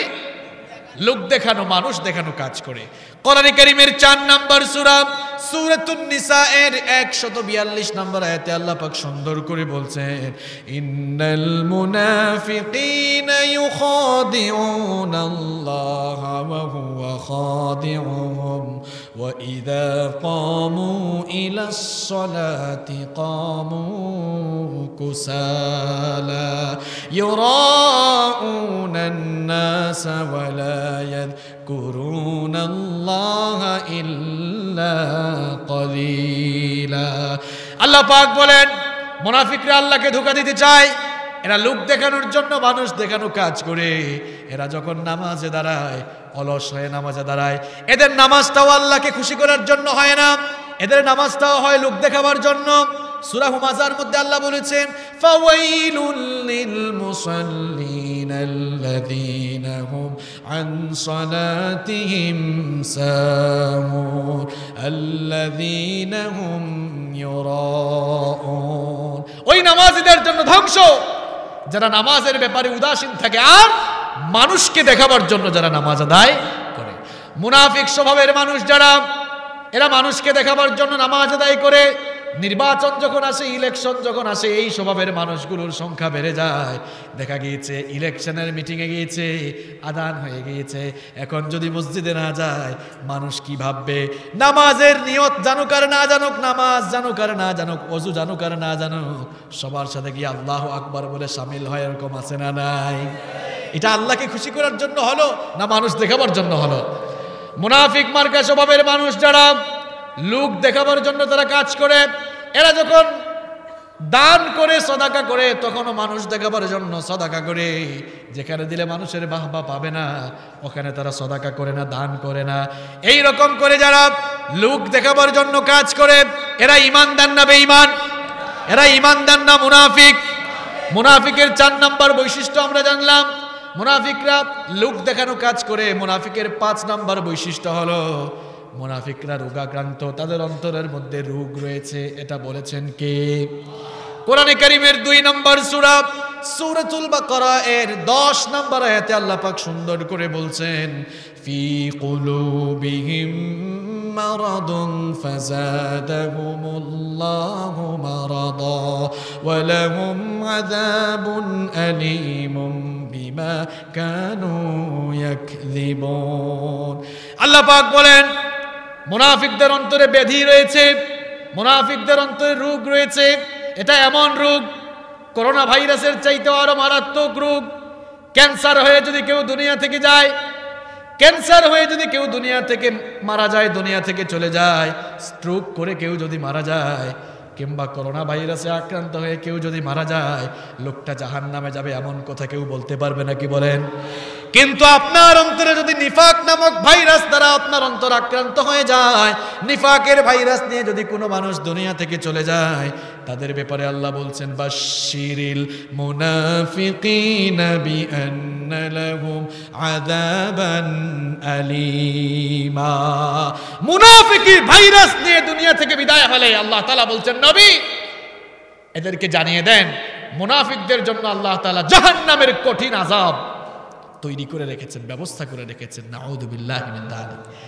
প্রিয় ভাইয়েরা, নিফাকের ভাইরাস খুব মারাত্মক ভাইরাস। যে কোনো রোগ ব্যাধিতে আক্রান্ত হয়ে কোনো মানুষ মারা গেলে এই লোকটা জাহান্নামে যাবে এমন কথা তো কেউ বলতে পারবে না। কিন্তু মুনাফিকি ভাইরাস নিয়ে মরলে জাহান্নামে যেতে হবে বলেছেন কে? মুনাফিকের 6 নম্বর বৈশিষ্ট্য হলো মুনাফিকগুলো গন্ডগোল সৃষ্টিকারী হয়। এরা সুযোগ পাইলেই সমাজে ঝামেলা লাগায় দেয়, বিশৃঙ্খলা লাগায় দেয়, গন্ডগোল লাগায় দেয়। সমাজটাকে কখনো ভালো রাখতে চায় না, পরিবেশ সুন্দর রাখতে চায় না। কোরআনে কারীমের 2 নম্বর সূরা সূরাতুল বাকারা এর 11 এবং 12 নম্বর আয়াতে আল্লাহ পাক সুন্দর করে বলছেন, ওয়া ইযা কিলা লাহুম লা তুফসিদু ফিল আরদি ক্বালু ইন্নামা নাহনু মুসলিহুন। আল্লাহ পাক বলেন, যখন তাদেরকে বলা হয় গন্ডগোল করো না, ঝামেলা করো না, আল্লাহর এই দুনিয়ায় তোমরা ফাসাদ সৃষ্টি করো না, বিশৃঙ্খলা সৃষ্টি করো না, তখন এই লোকগুলো কায়দা করে জবাব দেয়, ইন্নামা নাহনু মুসলিহুন, আমরা আসলে পরিবেশটাকে অশান্ত করছি না, বরং আমরা সংস্কারমূলক কাজ করছি। আমরা সংস্কারপন্থী মানুষ, আমরা সংস্কার করে দিচ্ছি, সমাজটাকে সুন্দর করে দিচ্ছি। আল্লাহ পাক বলেন, আলা ইন্নাহুম হুমুল মুফসিদুনা ওয়ালাকিন লা ইয়াশউরুন। প্রকৃতপক্ষে তোমরাই সবচেয়ে ফাসাদ সৃষ্টিকারী।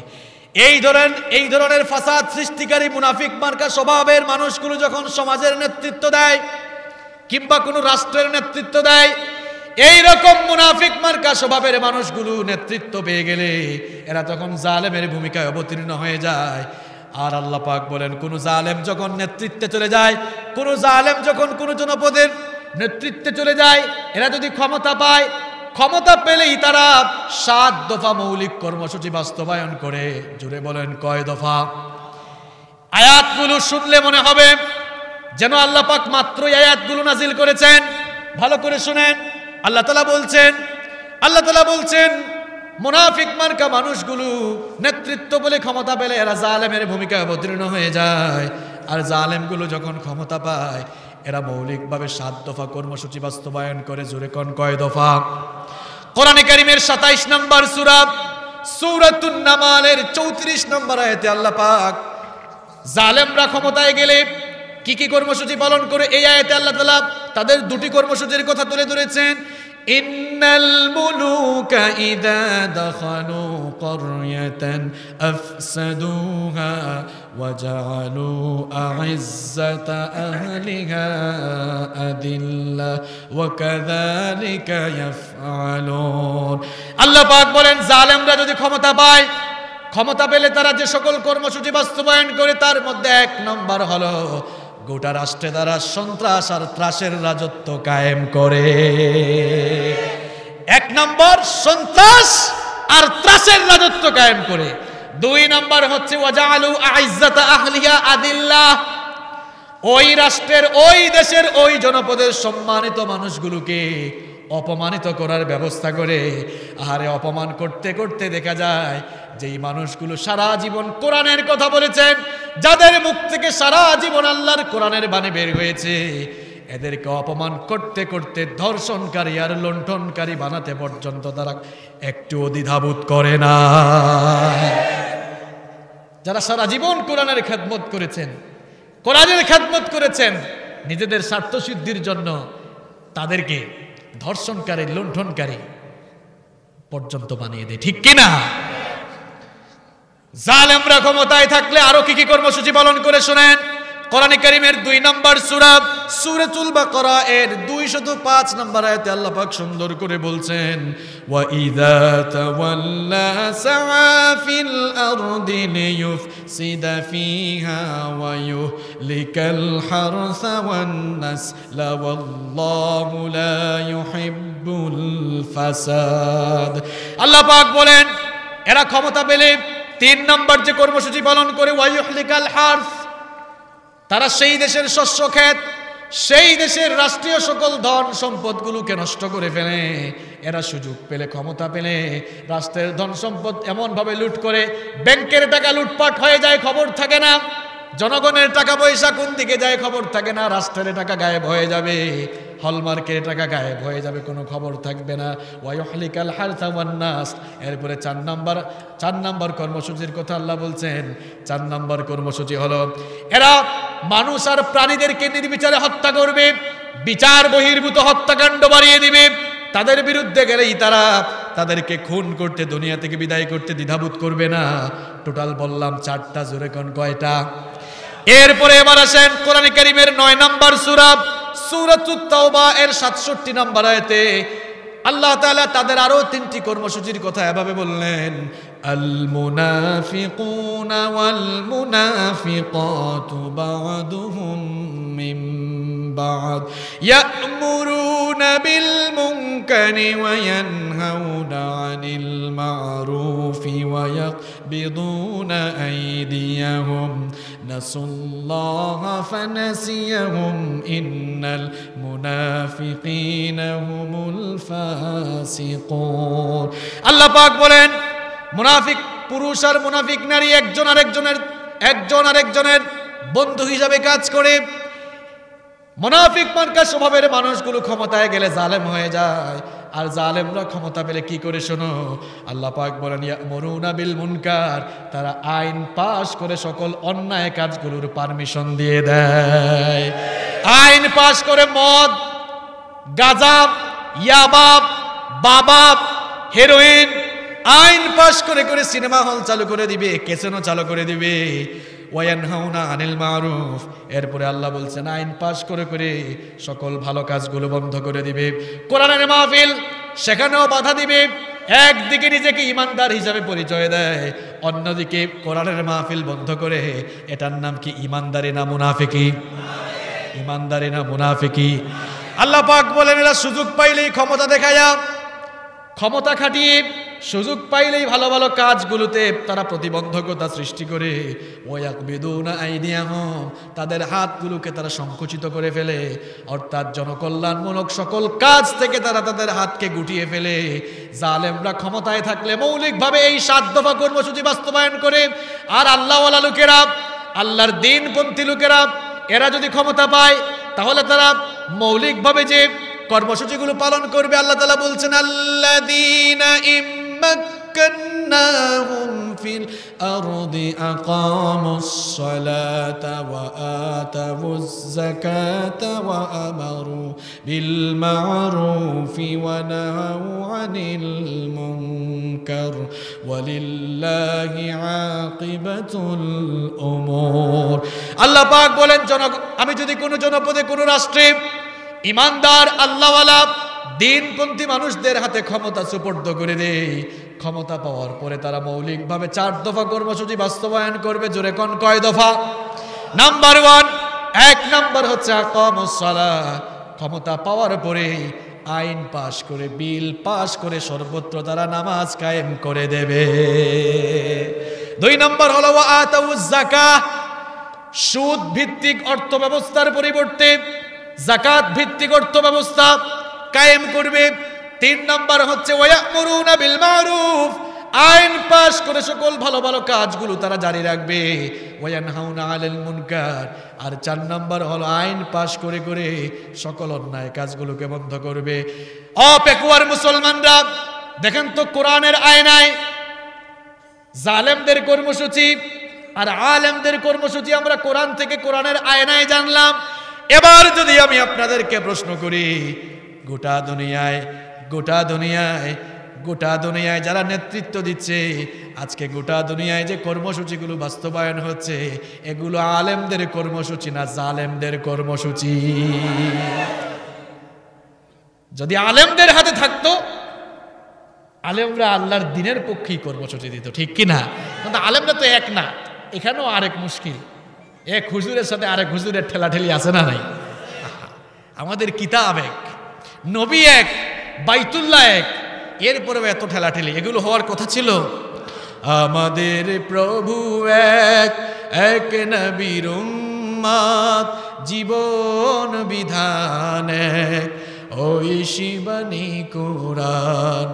তবে কেন এক নও হে মুসলমান, এক হও করি আহ্বান। আল্লাহ আমাদেরকে কবুল করুন, বলেন আমিন। এত ঠেলাঠেলি, এত গুতাগুতি আলেমদের মধ্যে, আমরা অনৈক্যের বেড়াজালে আবদ্ধ আছি বলেই নাস্তিক, মুরতাদ আর ইসলাম বিরোধী শক্তি ইসলাম নিয়ে আজে বাজে কথা বলার সাহস পায়।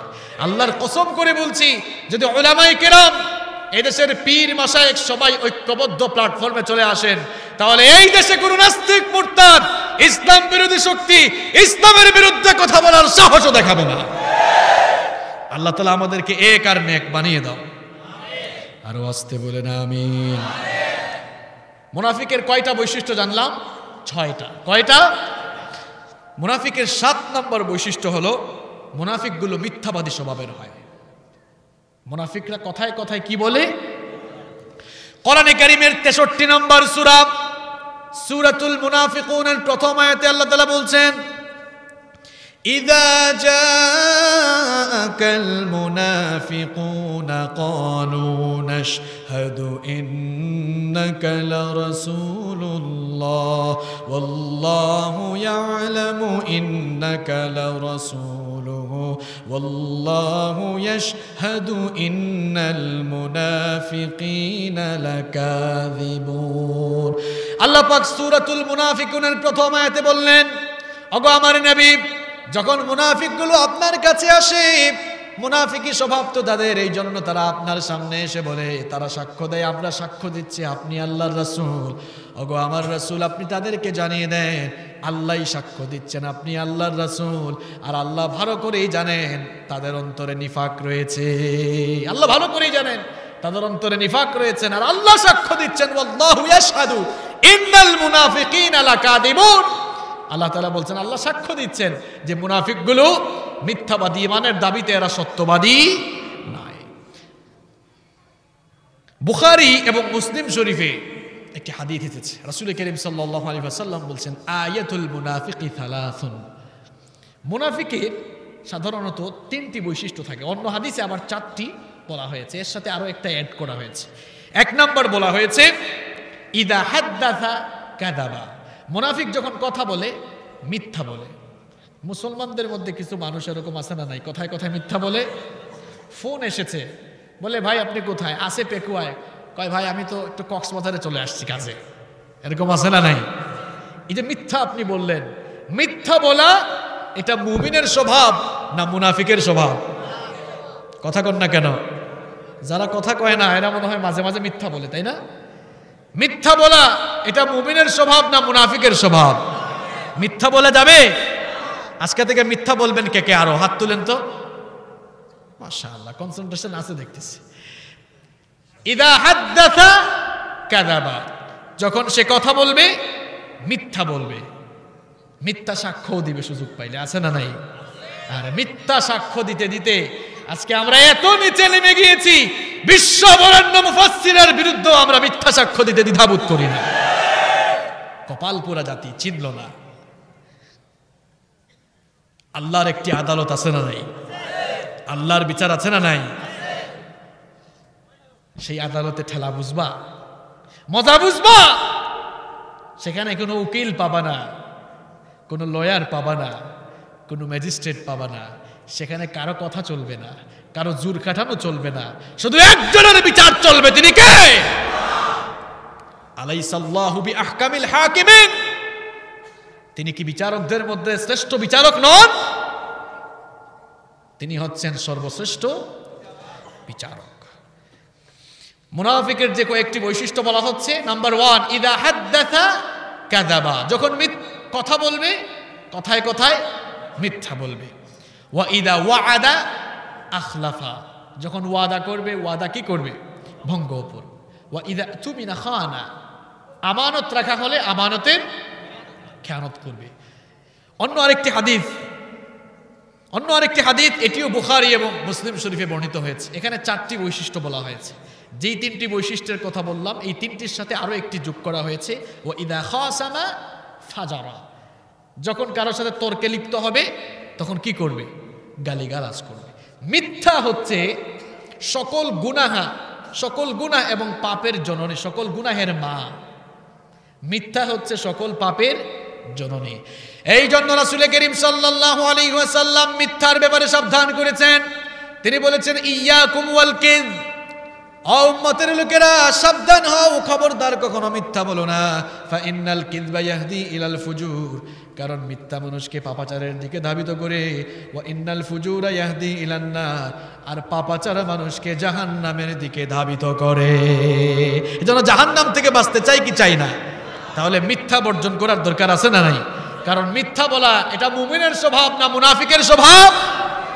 মুনাফিকের ৮ নম্বর বৈশিষ্ট্য হচ্ছে মুনাফিকের ওয়াদা ভঙ্গকারী হয়। মুনাফিকরা কি ভঙ্গকারী হয়? ওয়াদা ভঙ্গকারী হয়। কোরআনে কারীমের ৬৩ নম্বর সূরা সূরাতুল মুনাফিকুনের ২ নম্বর আয়াতে আল্লাহ পাক সুন্দর করে বলছেন, ইত্তাখাযু আইমানাহুম জুন্নাতান ফাসাদ্দু আন সাবিলিল্লাহ ইন্নাহুম সাআ মা কানু ইয়ামালুন। আল্লাহ পাক বলেন মুনাফিক স্বভাবের মানুষ যারা, এরা ওয়াদাকে ঢাল হিসাবে ব্যবহার করে ইমানদারদেরকে আল্লাহর দ্বীনের পথ থেকে সরাতে। ওয়াদাকে তারা ঢাল হিসাবে ব্যবহার করে। এরা ওয়াদা করে মুখে মুখে, কিন্তু ওয়াদা পালন করে না। বলবে এইটা করব সেইটা করব, কিন্তু কোনো ওয়াদাই পালন করে না। আমরা ওয়াদার ব্যাপারে মাঝে মাঝে এত বেখবর হয়ে যাই।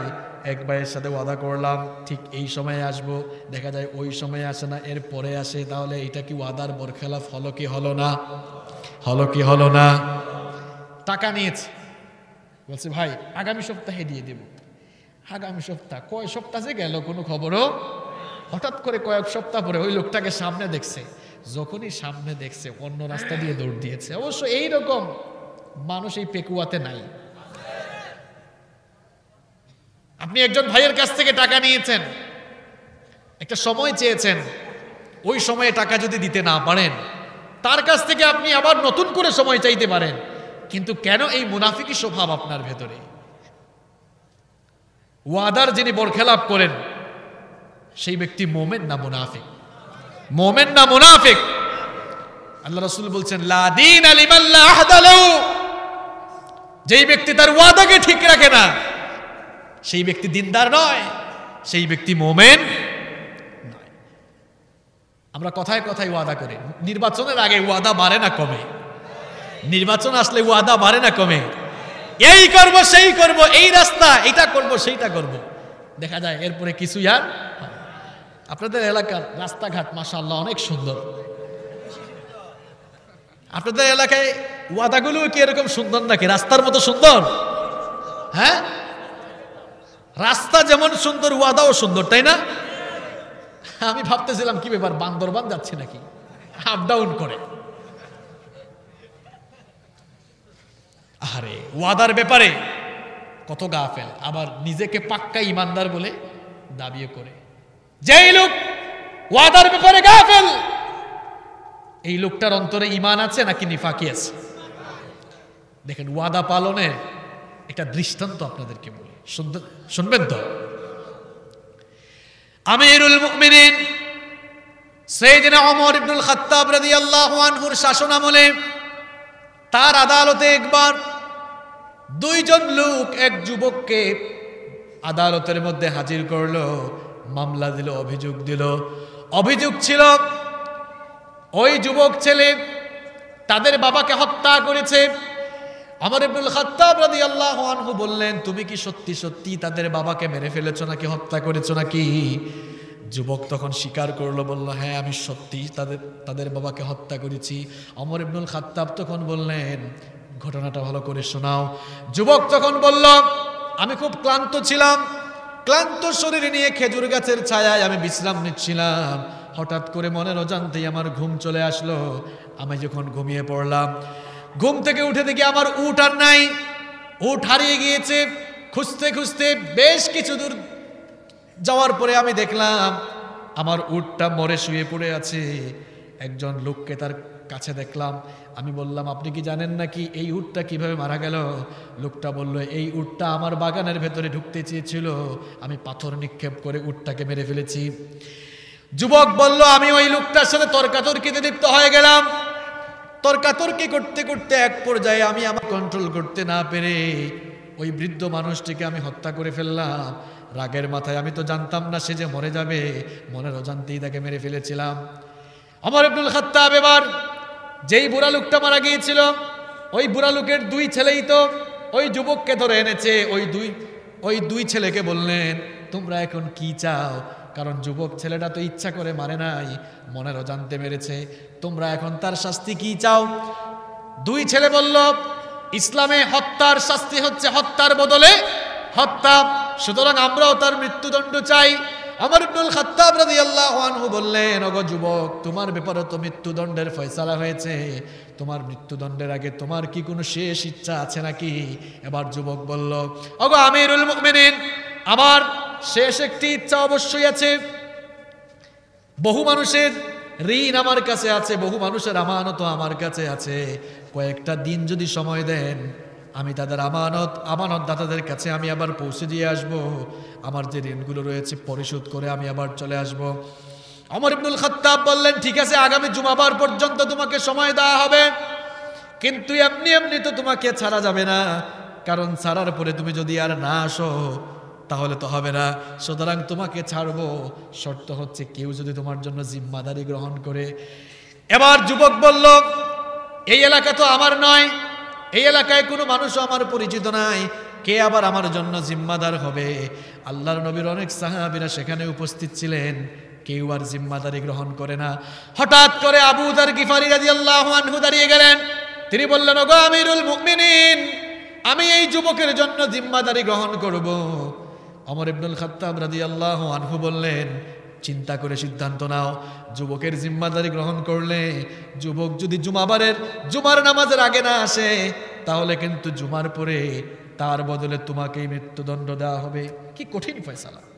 আবু যর গিফারি রাদিয়াল্লাহু আনহু বললেন, অসুবিধা নাই, আমি তার জিম্মাদারি গ্রহণ করলাম। আল্লাহু আকবার। যুবক চলে গেল, যুবক তার বাড়িতে চলে গেল। এবার জুমার দিন যখন আসলো, জুমার সালাতের আযান হয়ে গেল, কিন্তু ওই যুবক তো আর ফিরে আসলো না। গোটা মদিনায় থমথম অবস্থা বিরাজ করতে লাগলো। সাহাবায়ে কেরাম বলতে লাগলেন, আহারে, নিরপরাধ আবু যর গিফারি একজন যুবকের জিম্মাদারি গ্রহণ করতে গিয়ে আজ নিরপরাধ আবু যর গিফারি, তারে মৃত্যুদণ্ড হয়ে যাবে। সবার খারাপ লাগতেছিল, স্বয়ং ওমর ইবনুল খাত্তাব রাদিয়াল্লাহু আনহুরও খারাপ লাগছিল। তিনি একটি পয়গাম পাঠালেন, পত্র পাঠালেন, পাঠিয়ে বললেন, আবু যর গিফারি প্রস্তুত হয়ে যাও, যুবক না আসলে কিন্তু মৃত্যুদণ্ড তোমার উপরেই আজকে কার্যকর করা হবে। মসজিদে নববীতে সবাই উপস্থিত হয়ে গেলেন। খুতবা শুরু হয়ে গেল, যুবক আসে না। নামাজ শুরু হয়ে গেল, যুবক আসে না।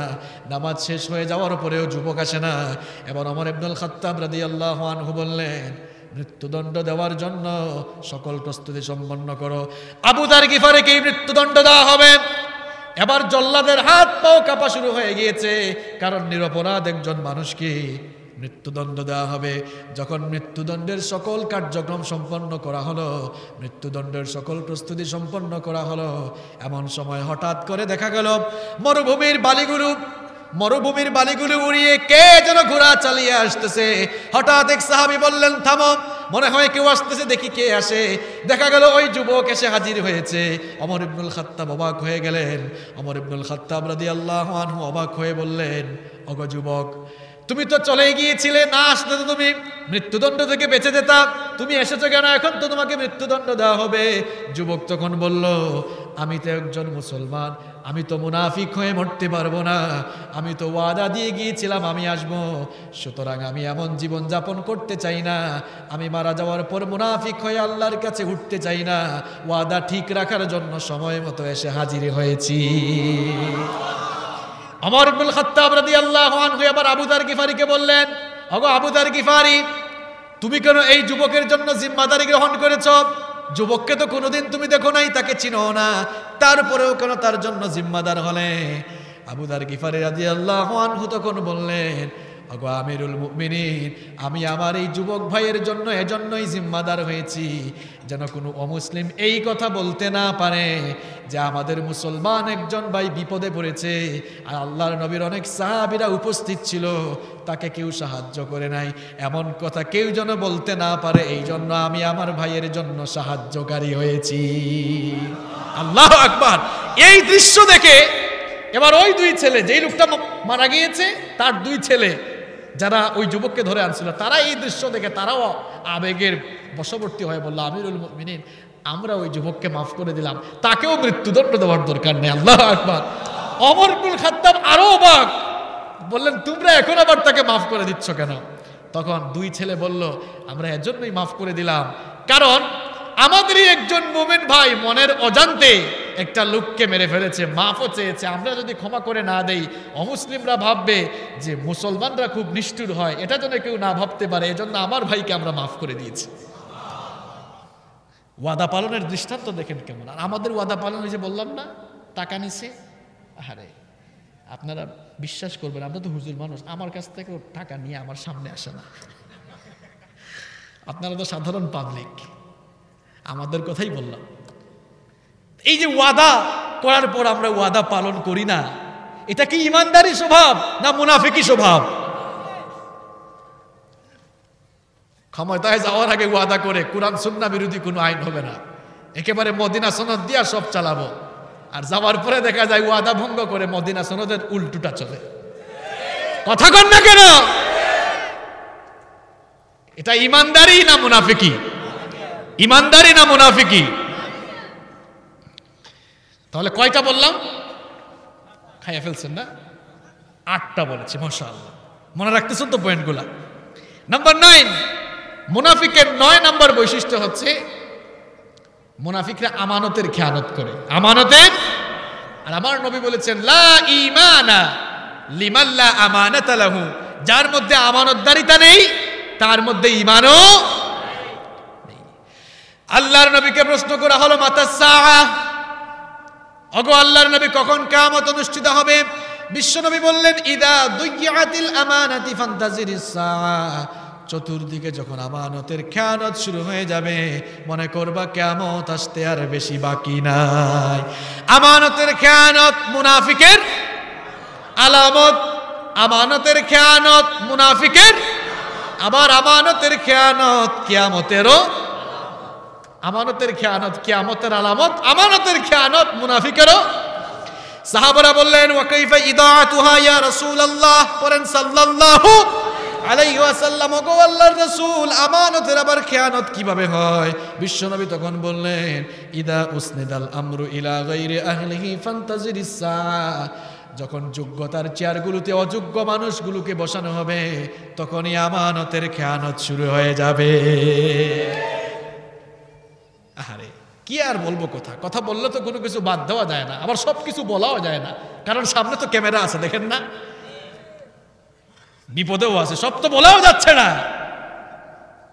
যোগ্যতার চেয়ারগুলোতে যখন অযোগ্য মানুষ বসে যাবে, তখনই চতুর্দিকে আমানতের খেয়ানত শুরু হয়ে, মেম্বার হওয়ার যোগ্যতা নাই, মেম্বার হয়ে আছে, চেয়ারম্যান হওয়ার যোগ্যতা নাই, চেয়ারম্যান হয়ে বসে আছে, মসজিদ কমিটির সভাপতি হওয়ার যোগ্যতা নাই, মসজিদ কমিটির সভাপতি হয়ে গিয়েছে, বক্তা হওয়ার যোগ্যতা নাই, বক্তা হয়ে গিয়েছে, এমপি হওয়ার যোগ্যতা নাই, সারা জীবন নেচেছে, কমর দুলিয়ে দুলিয়ে নেচেছে গিয়েছে, এমপি হয়ে গিয়েছে। এটা ভালো লক্ষণ না, এগুলা কিয়ামতের আলামত। কি আপনি রাগ করলেন নাকি? কথাটা আমার, বলেছেন মুহাম্মদ সাল্লাল্লাহু। চতুর্দিকে যখন যোগ্যতার চেয়ারগুলোকে অযোগ্য মানুষ দখল করবে, আল্লাহর নবী বলছেন, ফান্তাজিরিস সাআ, অপেক্ষা করো, কিয়ামত কিন্তু কাছেই। এটা কিয়ামতের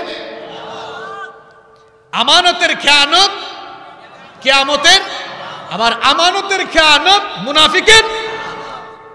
আমানতদারিতা নাই আজকে, টাকা পয়সা আমানত রাখছে, কয় ভাই আপনার কাছে এগুলা রাখলাম, আমানত রাখেন। কয়েকদিন পরে গেল, ভাই আপনার কাছে আমানত রাখছিলাম, কয় কি এর আমানত? কিসের আমানত? সব তো আমার আমানতে গেছে। এরকম আছে না নাই? আপনাদের পেকুয়ায় মনে হয় এরকম মানুষ নাই। আমানতদারিতা কি? আপনারা যদি আমাকে প্রশ্ন করেন যে হুজুর আমানতদারিতার ডেফিনেশন কি, সংজ্ঞাটা কি, পরিচয় কি, আমি বলবো আমানতদারিতা হচ্ছে প্রত্যেকটি জায়গায় দায়িত্বশীলতার পরিচয় দেওয়া। মনে করেন আপনি মসজিদে ইমামতি করছেন, সেটাও আপনার একটা দায়িত্ব, এটাকে সঠিকভাবে পালন করা আমানতদারিতা। আপনি একটি প্রতিষ্ঠানের প্রিন্সিপাল, প্রধান শিক্ষক, অথবা কোনো বিশ্ববিদ্যালয়ের ভাইস চ্যান্সেলর, সেটা আপনার কাছে আমানত। সেটাকে সঠিকভাবে পরিচালনা করা আপনার রেসপন্সিবিলিটি। যদি আপনি সঠিকভাবে আপনার এই রেসপন্সিবিলিটি পালন না করেন, এটা আমানতের খেয়ানত হয়ে যাবে। আমানত যেন মানুষ যথাযথভাবে পালন করে। কোরআনে কারীমের 4 নম্বর সূরা সূরাতুন নিসা এর 58 নম্বর আয়াতে আল্লাহ পাক সুন্দর করে বলছেন, ইন্নাল্লাহা ইয়া'মুরুকুম আন তু'আদ্দুল আমানাতি ইলা আহলিহা ওয়া ইযা হাকামতুম বাইনান নাসি আন তাহকুমু বিল আদল ইন্নাল্লাহা নি'ম্মা ইয়া'iযুকুম বিহি ইন্নাল্লাহা কানা সামিআন বাসীরা। আল্লাহ পাক বলেন, নিশ্চয়ই আল্লাহ তাআলা তোমাদেরকে অর্ডার দিচ্ছেন, তোমাদেরকে আদেশ দিচ্ছেন, আমানতকে তার যথাযথ প্রাপকের কাছে পৌঁছে দাও। আপনার কাছে আমানত থাকলে এই আমানতদারিতার কখনো খেয়ানত করা যাবে। প্রত্যেকটি জায়গায় আমানত, প্রত্যেকটি জায়গায় দায়িত্বশীলতার পরিচয় দেওয়া, দায়িত্বশীল ভূমিকা পালন করা আমানত। আপনার জীবনটাও আপনার কাছে আল্লাহ আমানত রেখেছেন। আপনার শরীরে শক্তি আছে বলেই, টাকা পয়সা আছে বলেই আপনার শরীরের শক্তি সামর্থ্য, টাকা পয়সা আল্লাহর দিন বিরোধী কাজে আপনি খরচ করতে পারবেন। এটাকে আমানত রাখা হয়েছে। এই আমানতের খেয়ানত করলে মুনাফিক হয়ে যেতে হবে। বিশেষ করে নির্বাচন আসলে আমানতের খেয়ানত খুব বাড়ে, তাই না? হ্যাঁ, খুব সুন্দর সুন্দর মানে স্লোগান শোনা যায়, বলে ভোট আপনার আমানত, সেবা আমার ইবাদত। এরকম স্লোগান কি পেকুয়াতে আছে? ভোট আপনার আমানত, সেবা আমার ইবাদত। এটা ঠিক আছে, সেবা ইবাদত, কিন্তু ভোটটা তো আপনারা আমানতের মতো করে আমানতদারের কাছে পৌঁছান না। নির্বাচন আসলে মানুষের দাম গরু ছাগলের চাইতেও কমে যায়। একটা ছাগল বাজারে গেলে দেখবেন 5-7 হাজারের কম কি ছাগল কিনা যায়? হ্যাঁ, কিন্তু মানুষের দাম ছাগলের চাইতেও কমে। 50 টাকায়, 100-200 টাকায় মানুষ বিক্রি হয়ে যায়। এরকম আছে না নাই? ছাগলের চাইতেও মানুষের দাম কমে যায়। আহারে, আমরা আমাদের আমানতকে যথাযথ জায়গায় প্রয়োগ করতে পারি না বলেই আমাদের উপরেই দুঃখ দুর্দশার বোঝা নেমে আসে। এজন্য আমরা নিজেরাই দায়ী। আর এখন যে আমানতটা জায়গা মতো দিবে, আমানত দেওয়ার পরিবেশও কিন্তু এখন আর নাই। আর বেশি বলা যাবে না। নাম্বার 10 নম্বর হচ্ছে মুনাফিকের 10 নম্বর বৈশিষ্ট্য হচ্ছে, মুনাফিকরা কোরআন বিরোধী মনোভাবের মানুষ হয়। এরা কোরআনের আইন সহ্য করতে পারে। মুনাফিকদের কাছে কোরআনের আইন বর্বর মনে হয়। কোরআনের কথা তাদের কাছে বিষের মতো লাগে। যতক্ষণ কোরআন শুনে মনে হয় যেন তার কানের ভিতরে দিয়ে বিষ ঢুকে। যতক্ষণ তারা কোরআনের আইনের কথা শুনে তাদের কানে ততক্ষণ যেন মনে হয় বিষ ঢুকে। কোরআনের আইনকে তারা বর্বর আইন মনে করে, তারা সব সময় কোরআন বিরোধী মনোভাব লালন করে। যখনই তাদেরকে আল্লাহ আর রাসূলের বিধানের দিকে আহ্বান করা হয়, তখনই তারা মুখ ফিরিয়ে নেয়। কোরআনে কারীমের 4 নম্বর সূরা সূরাতুন নিসা এর 61 নম্বর আয়াতে আল্লাহ পাক সুন্দর করে বললেন, ওয়া ইযা ক্বিলা লাহুম তাআলাউ ইলা মা আনজালাল্লাহু ওয়া ইলার রাসূলি রাআইতাল মুনাফিকিনা ইয়াসুদ্দুনা আনকা সুদুদা। আল্লাহ পাক বলেন, যখনই মুনাফিক মার্কা স্বভাবের মানুষগুলোকে বলা হয় আল্লাহ আর তার রাসূলের বিধানের দিকে আসো, তখনই দেখা যায় এই মানুষগুলো মুখ ফিরিয়ে পাশ কাটিয়ে তারা অতিক্রম করে চলে যায়। আছে না নাই? কোরআনের আইন তাদের কাছে মৌলবাদী আইন মনে হয়। যারা এই কোরআনের কথা বলে তাদেরকেই তারা মৌলবাদী ট্যাগ লাগায় দেয়। এরকম আছে না নাই? মৌলবাদী ট্যাগ যে শুধু লাগায় তা না, মৌলবাদীদের ঘাড় মটকায় দেওয়ার কথাও কয়েকজন বলে। আছে না নাই? ঘাড় মটকানো এত সোজা না, কারণ এই দেশে আলেম উলামাদের ঘাড় অনেক শক্ত, অনেক মজবুত, অনেক টাইট। নাপাক হাত দিয়ে ধরার চেষ্টা করলে এই দেশের আপামর তাওহীদ জনতা সেই হাতকে ভেঙে চুরে চুরমার করে দিবে। প্রিয় ভাইয়েরা, মুনাফিক মার্কা স্বভাবের মানুষগুলোর কাছে কোরআনটা বিষের মতো লাগে। তারা কোরআনের আইন সব সময় তারা কোরআনের আইনকে বর্বর আইন বলে, আর তাদের আইনকে তারা খুব ভালো আইন মনে করে। তারা বলে, দেখছো ইসলামটা, কিছু কিছু মুরগি চোর আছে না, আপনারা টক শোতে শুনেন কিনা, মুরগি যেমন কক কক কক কক করে, এ ধরনের চেতনাবাজ মুরগি চোররাও ইসলামের বিরুদ্ধে সারাক্ষণ ককর ককর করে, আছে না নাই? দেখছেন ইসলামের আইনটা কত বর্বর আইন, হাত কেটে ফেলে, চুরি করছে হাত কেটে ফেলে, জেনা করেছে মৃত্যুদণ্ড দিয়ে ফেলেছে, ধর্ষণের শাস্তি মৃত্যুদণ্ড দিয়ে ফেলেছে।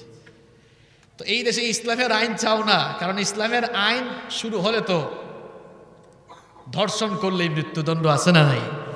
ইসলামের আইন চাইবা কেমনে? কারণ ইসলামের আইন চালু হয়ে গেলে তো ধর্ষণ করে তোমাদের লুচ্চামের খায়েশ তোমরা মিটাতে পারবা না, ঠিক কি না?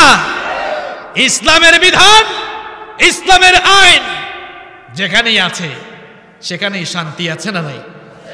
মুনাফিক মার্কা মানুষগুলোর 10 নম্বর বৈশিষ্ট্য, কোরআন এদের কাছে ভালো লাগে। নম্বর 11, মুনাফিকদের 11 নম্বর বৈশিষ্ট্য হচ্ছে মুনাফিকরা সবসময় ভয়ে থাকে, না জানি কোন সময় কোন সূরা বা আয়াত তার সাথে মিলে যায়।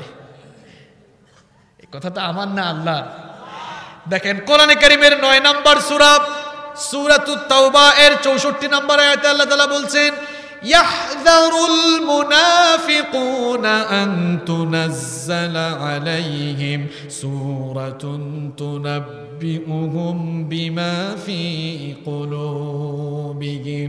আল্লাহ পাক বলেন, মুনাফিকগুলো সব সময় ভয়ে থাকে, আশঙ্কায় থাকে, না জানি কোন সময় কোন সূরা বা আয়াত নাজিল করে তাদের মুনাফিকি চরিত্র ফাঁস করে দেওয়া হয়। এই ধরনের মুনাফিকি স্বভাবের মানুষ কিন্তু কোরআনের মাহফিলেও আসে। এই ধরনের মুনাফিক মার্কা মানুষগুলো কিন্তু বহু জায়গায়, বহু এলাকার মাহফিলে একেবারে মঞ্চে বসে বসে হুজুরের দিকে তাকায়, না জানি হুজুর কোন সময় আমাকে লক্ষ্য করে কথা বলে ফেলে। আসলে তো হুজুর আপনাকে লক্ষ্য করে কথা বলে না, হুজুর কোরআন থেকে কথা বলে, ওইটা আপনার সাথে মিলে যায় আর কি, ঠিক কি না?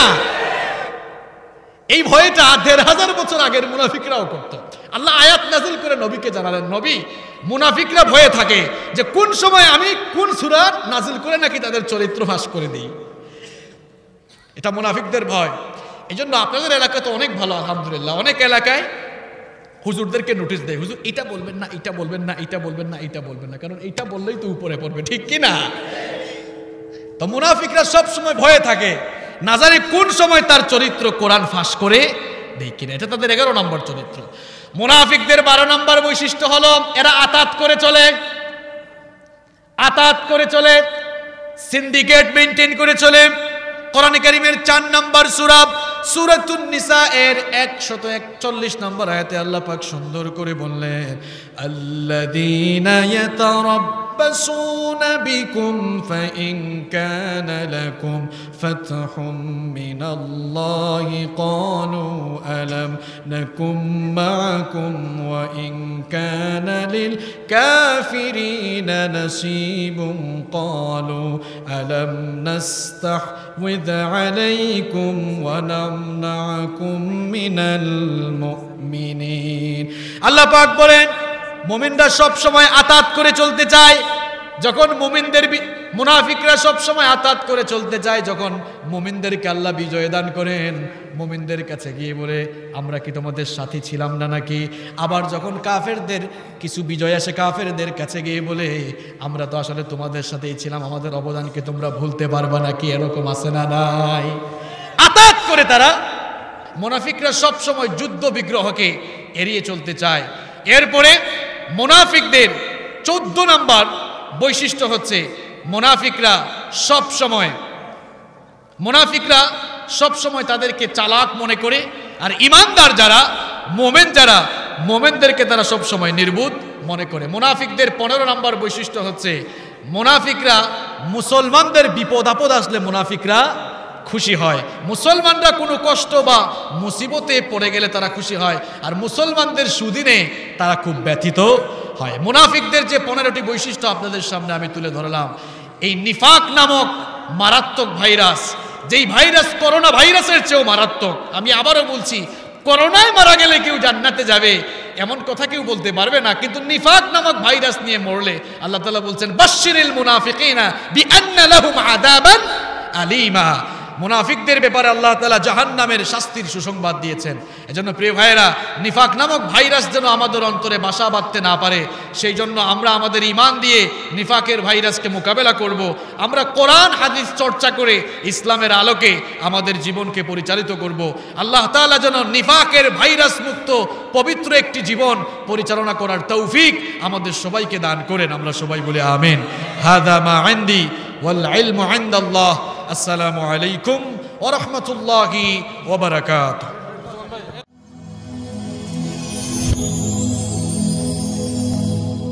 Rose TV 24. Enjoy by listening to the Holy Quran.